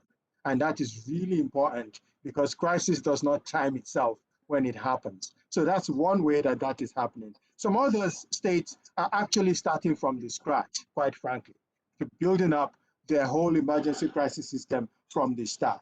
Some states are starting, laying emphasis on the 988 implementation program. Connecticut is one of them. Mobile crisis teams, as I mentioned, crisis stabilization units. Now, we don't have that in Connecticut yet, but that is really an important area for us. I happen to be the guy in the middle when emergency rooms are calling because they have too many people in emergency rooms with mental health disorders, and I'm the chief medical officer for the Department of Mental Health, and they're saying, where do we move these individuals to? So the continuum of crisis care centers, the importance of them cannot be overemphasized. Even clinical respite crisis beds in that continuum will be very helpful. Some states are using it as a one-time fund for crisis receiving and stabilization infrastructure for children and families. Others are using the fund for stakeholder engagement and additional planning. Some are using it to increase operations with peer support and peer respite programs to add to mobile crisis, because it's really important for individuals who have lived the experience to participate in this process. So there's a long, important ways that states are using it differently. Dr. Yes. Debbie, can you add anything to that, please? Yes, I think that's exactly right. Each state is using these funds slightly differently, depending on what infrastructure they already have and what their needs are. And I think that's the right way to approach it. I would say this, though, I think it's a start. I do think that that level of funding is not going to go all that far when you look at such massive change in how we want to respond to crises. And I would certainly suggest that that be increased if possible, that percent, because in fact, most states are not going to be able to implement enough change as a result of that, although it's a terrific start and we support it, and thank you for that. I would just add one other thing. I do think that as we look at changing the system, we're going to need to invest a lot more over time. As 988 gets out there and demand goes up, states are going to find they're overwhelmed. And I do think that we have to continue to look at all of these aspects, from mobile crisis to training to the infrastructures we're going to need, to how it works. How does 988 work with 911? What's the integration? All of these things we've been talking about. But I do think that block grant is a step in the right direction. We're grateful for it. If that could be increased, I think the states will be able to use it wisely. I've got a little less than 30 seconds, so let's play off of that very quickly. I also support increasing the crisis care set aside to 10%. If you could outline why that would be needed to the point that you just made, Dr. Gebbia, and how this increase would help our communities. Well, I think, again, it would just let them move faster in terms and more deeply in terms of how they set up crisis response and all the kinds of alternatives we've been talking about throughout this hearing. I think it would provide a higher level of support that they need. All right, very good. Appreciate I'm out of that. time. With that, Chair DeLauro, I yield to you. Thank you so much. Thank you. Thank you. And what we're going to do now is, this really is a kind of a lightning round, 2 minutes, and I will hold folks to the 2 minutes so that we can get more questions answer today. And I want to thank you all for the questions you already have asked, and also for the clarity of the response and the candor of your responses from your professional backgrounds. Let me just very, very quickly for myself. We've talked about a lot of programs, out there. We have provided funding in the block grant. Just now, tell me, because I've heard everyone say here today that, we've got some states are doing this, some states are doing that, some places are not doing anything. How do we, in your views, reach the country, if you will, in getting up to speed on what is out there? There are a lot of models that are working very, very well. And I'm going to ask each of you, but very, very quickly, to tell me, how do we get to every state, police department, et cetera, in trying to move these models forward? I understand the funding issue, but how do we get word out about what they ought to try to be doing to deal with this issue? Well, I can say from a law enforcement perspective, 45 years in the business, and through the International Association of Chiefs of Police, we have 31,500 members in 165 countries. We come out with great programs, and in a day, we can push those programs out to all of our 31,000 members. And we cover all 50 states. We cover state police, sheriff, every law enforcement agency in the country. Okay. Help. And I would add that as 988 becomes the reality, and we need to look at how do we build it out. And I think we have 2 years, less than 2 years now, to be able to do that. So I would urge that we really look at trying to make this a uniform system around the country, provide the guidance, the standards that will make that happen, along with the funding. Okay. I believe what we're doing now, you guys are definitely leading by example, and we appreciate that. And I think having more conversations like this, inviting more states into these spaces, and having people to share what they're doing would be great, because we don't need to replicate and reinvent the wheel. We could do it. We don't have to reinvent it. Here. It's here. Chris, I'm going to give you a second. These programs are out there. They're shown success across different cities and communities. And I think it's about conversation and communication, and being able to be vulnerable and say, I don't have all the answers, and I want to be able to create partnerships that are creative, that can be part of a solution. Thank you. Thank you all. And with that, I also think that we can have to play a role at the federal level of really getting word out and information out, and helping to get people access to some of these programs. Congressman Cole. Madam Chair, our time is short, I know, so I'm going to yield mine. I'm going to have an opportunity to comment at the end and make the points I want to make. But again, I just want to thank the witnesses we have. I just think this has been an absolutely terrific panel in every way. So again, I'll comment at the end. Yield back.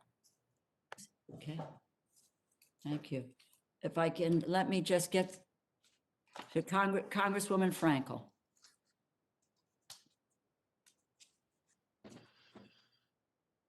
Okay. Congresswoman Watson Coleman. Oh, no, it's Congressman Harris there. I'm sorry. Yes, thank you very much. And thank you for the second round. Let me just ask Mr. Richardson, I'm fascinated by this STAR program. From some of the reports I read, about a third of the calls to this mobile unit actually come from police, who I guess have responded, realized they're really not appropriate for it. But could you just let us know, so if we had all these around, that's great, but you still have to bring the person with mental health issues somewhere. And what are you doing in Denver to alleviate the problem with again, whether it's a 24-hour, 72-hour facility? I mean, it's just not enough to have that van. You've got to bring the person somewhere. Where do you see the need for that? And what are you doing in Denver for that need? Yeah, we are actually in collaboration with other community members to be able to transport people to their facilities, whether that's day shelter, whether that's their treatment provider. But we also have a pre-established walk-in crisis center that is a 24/7 capability. So being able to collaborate with them, we don't want people in the hospital either. That's not a solution for people that are really trying to get long-term help. So the walk-in crisis center within Denver allows us the ability to get people to someone where time is not an issue, that they can have someone there talking with them about what next steps they need to make sure that they're safe and that they have support. And then Denver also is establishing, I believe, on Monday, it's called the Solution Center, and it's going to be a 24/7 police drop-off, followed by 7-day respite, followed by 30-day kind of residential, to really make sure that people that are in distress and need support and need access to treatment, both physical, mental health, whatever the spectrum of that is, have access to that. So I think we've really created kind of an infrastructure of crisis support outside of just hospitalization. How are those two centers funded? Caring for Denver, well, complicated, all over the place. As I imagine. Thank you very much. I yield back, Madam Chair.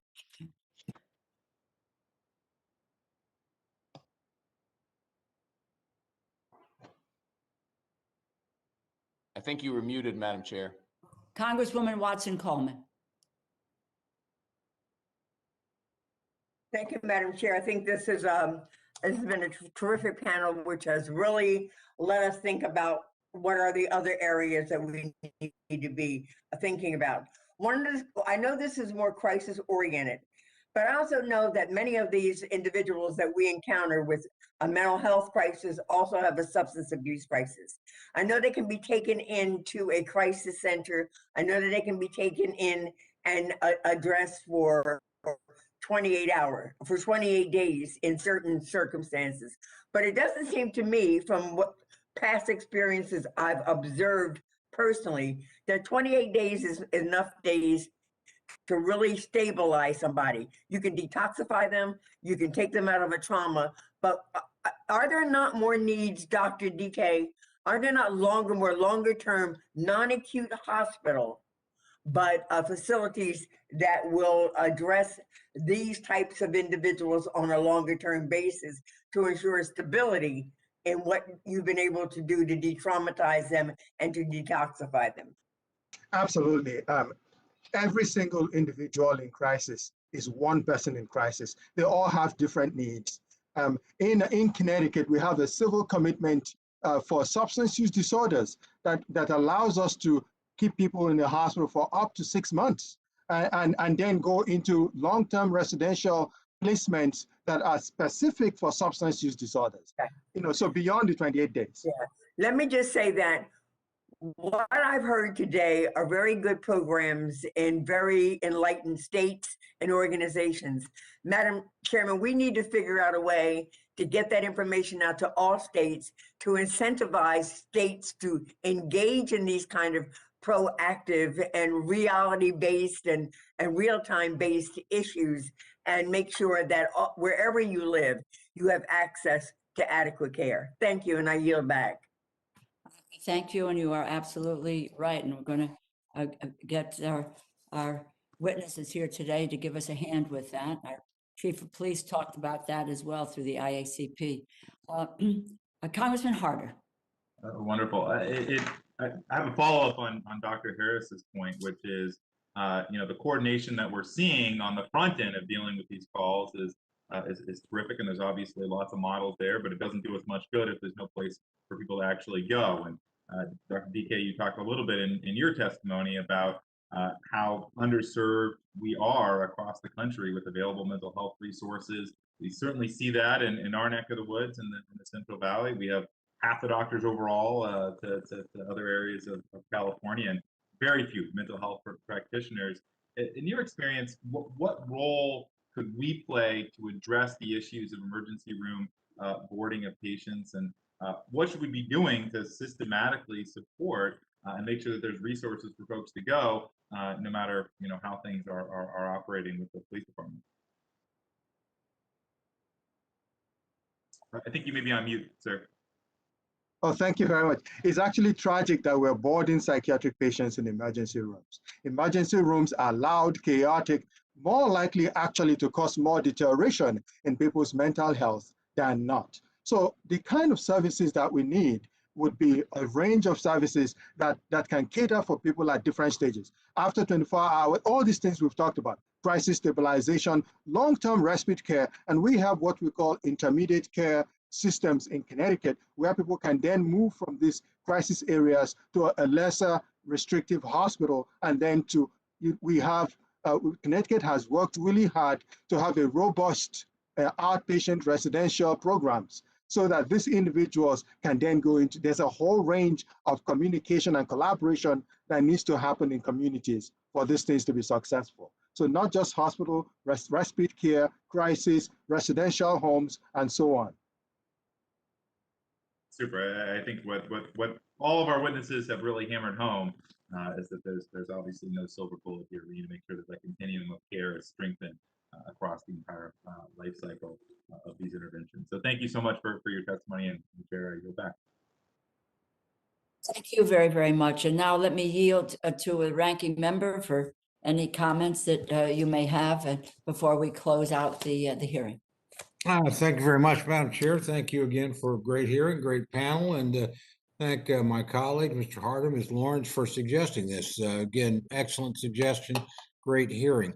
A couple of things. Again, there's a big unanimity across very many different perspectives here. That's actually very helpful to us as a committee when we have renowned experts in the field, and we've got police officers, and we've got folks that work with police departments, and we've got people that have individual experience, and they're all telling us very similar things about what we need, the importance of pairing mental health professionals with police officers so we can respond to these calls.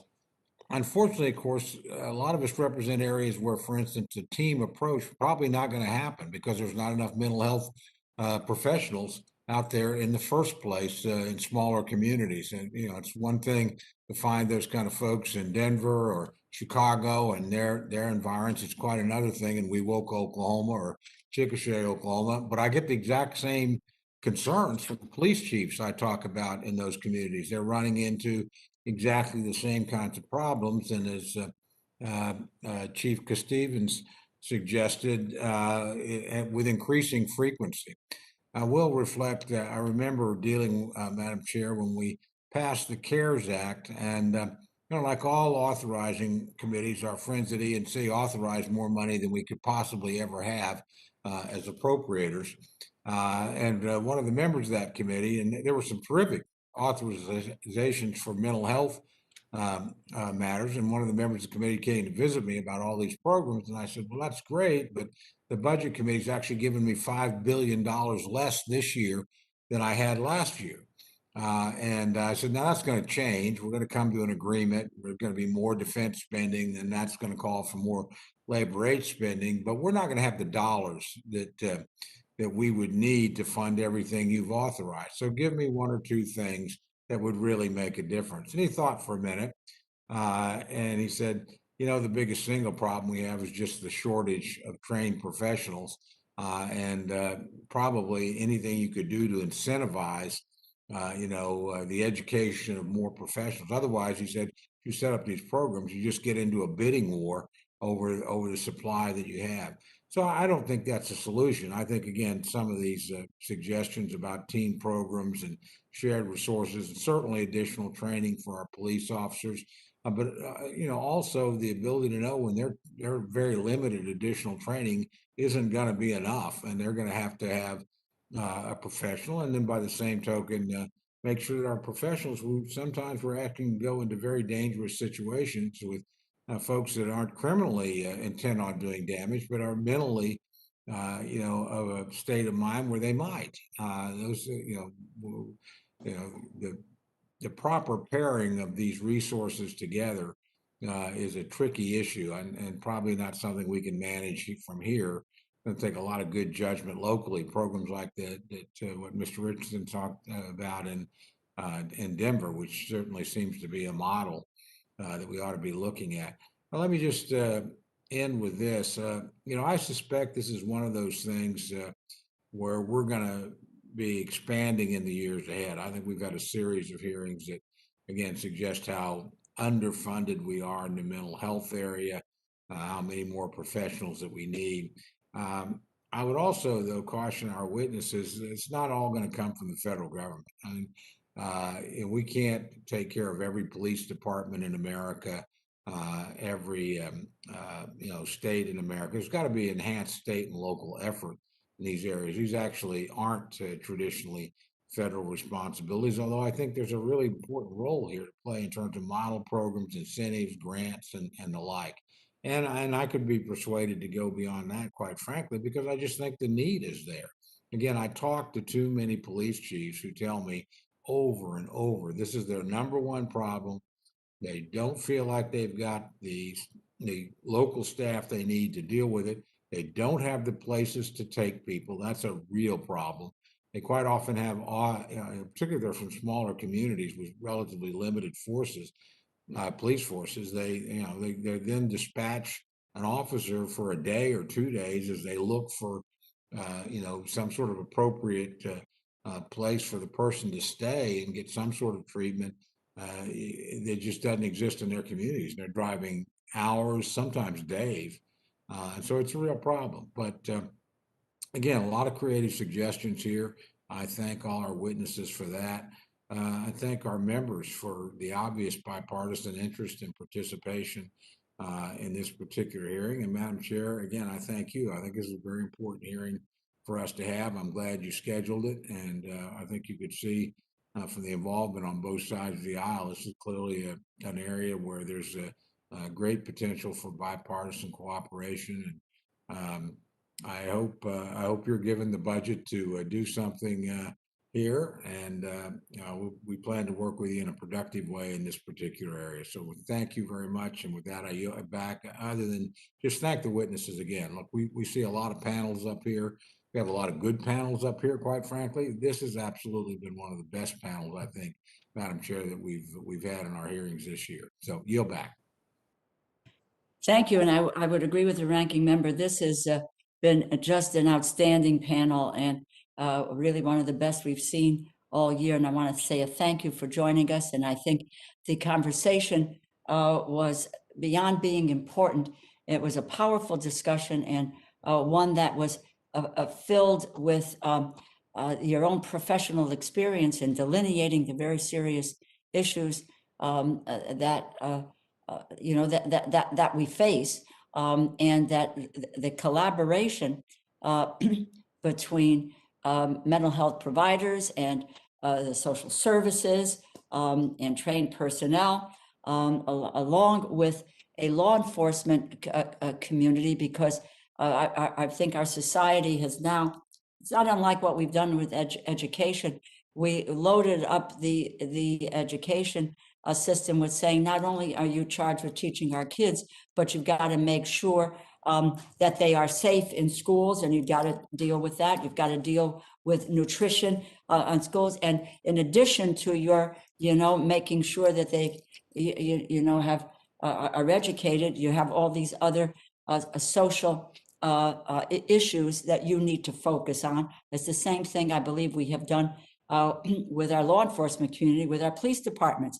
You take on all of this, but we are not, in many ways, we are not providing the tools that are necessary. I think what was so startling here today is the range and the number of models around the country where there are, when I sent out the memo with some background on what is out there, the different approaches, staggering. Crisis intervention team model, case management teams, police-based co-responses, primary co-response teams, secondary co-response teams, community-based responses, mobile crisis teams, peer navigator programs, the CAHOOTS program, the STAR program, what Arizona is done. And I can't just tell you, Dr. DK, how really proud I am of the way that Connecticut, and that you laid out where Connecticut is involved in these efforts. So there are plenty of models. And I think that's what I was trying to get to in my last question is, how do we work with a system where there are best practices, if you will, to deal with such an overwhelming crisis that we have. It is a crisis, in our country. And what is so critically important is that we hear so much today about the lack of communication between communities and law enforcement. That is the opposite of what's happening here around the country. We have the very close collaboration, and that what we need to do is to foster that, to be able to support the efforts that are ongoing. What I am so pleased to say is, in terms of these community project funding, which we're engaged in through the Appropriations Committee, there are a number of members who are requesting support for crisis responses in their own communities. That's their priorities that they put in for funding. And we've got some very good ideas here. But improving the crisis response system, it does make sense, though, when you think about it on a dollar and cents issue. Possibly more important is the humanitarian imperative that we deal with, and that's what this committee is focused on. But when we think about cost effectiveness, think about where this could take us. We need to be, and we also need to be assured that people are treated with dignity and are able to access a healthcare system. So the recommendations there's a consistency about it. I just, when we talked about the funding for training for the kinds of police social workers that the chief talked about, this is something that we can look at, which then extends the ability of some places who do not have that capacity at the moment to have that capacity. These co-responder models, the homelessness issue, which I think is not a subject in this subcommittee, but we do have, a committee that focuses on transportation and housing. So the recognition of mental health parity, and again, I'll talk about Medicaid and the expansion of Medicaid, and some places don't want to do it, but Medicaid is one of the ways in which you can afford to have these costs covered. Let me just conclude with, it feels like we know what needs to be done to address the problem. We need, I believe, and the will is there. I would just say it's not just the will, and it's going to be up to us in the Congress, and it's going to be up to, looking at what the dollar amounts are. And the ranking member is correct. We're not going to be able to do it. That's why we asked, and he started that line of questioning with the chief on what are the priorities? And we need to be back with you with what are those priorities, so that when we craft what we are trying to do with the appropriation bill, that we are moving in a direction that creates, I've become so fond of this phrase, building an architecture for the future on where this is going. And I think that is so imperative, that what we try to do. And thank you all for giving us a roadmap. You have given us a roadmap of how to proceed. Our own agencies, and we have funded them. SAMHSA has a roadmap, but you have been, real clarity on the kinds of efforts that we ought to be engaged in. And I'm so grateful, and thank you to all of you for your help here this morning. And with that, let me call this hearing to a close. Thank you all very much. Be safe, take care, and thanks so much.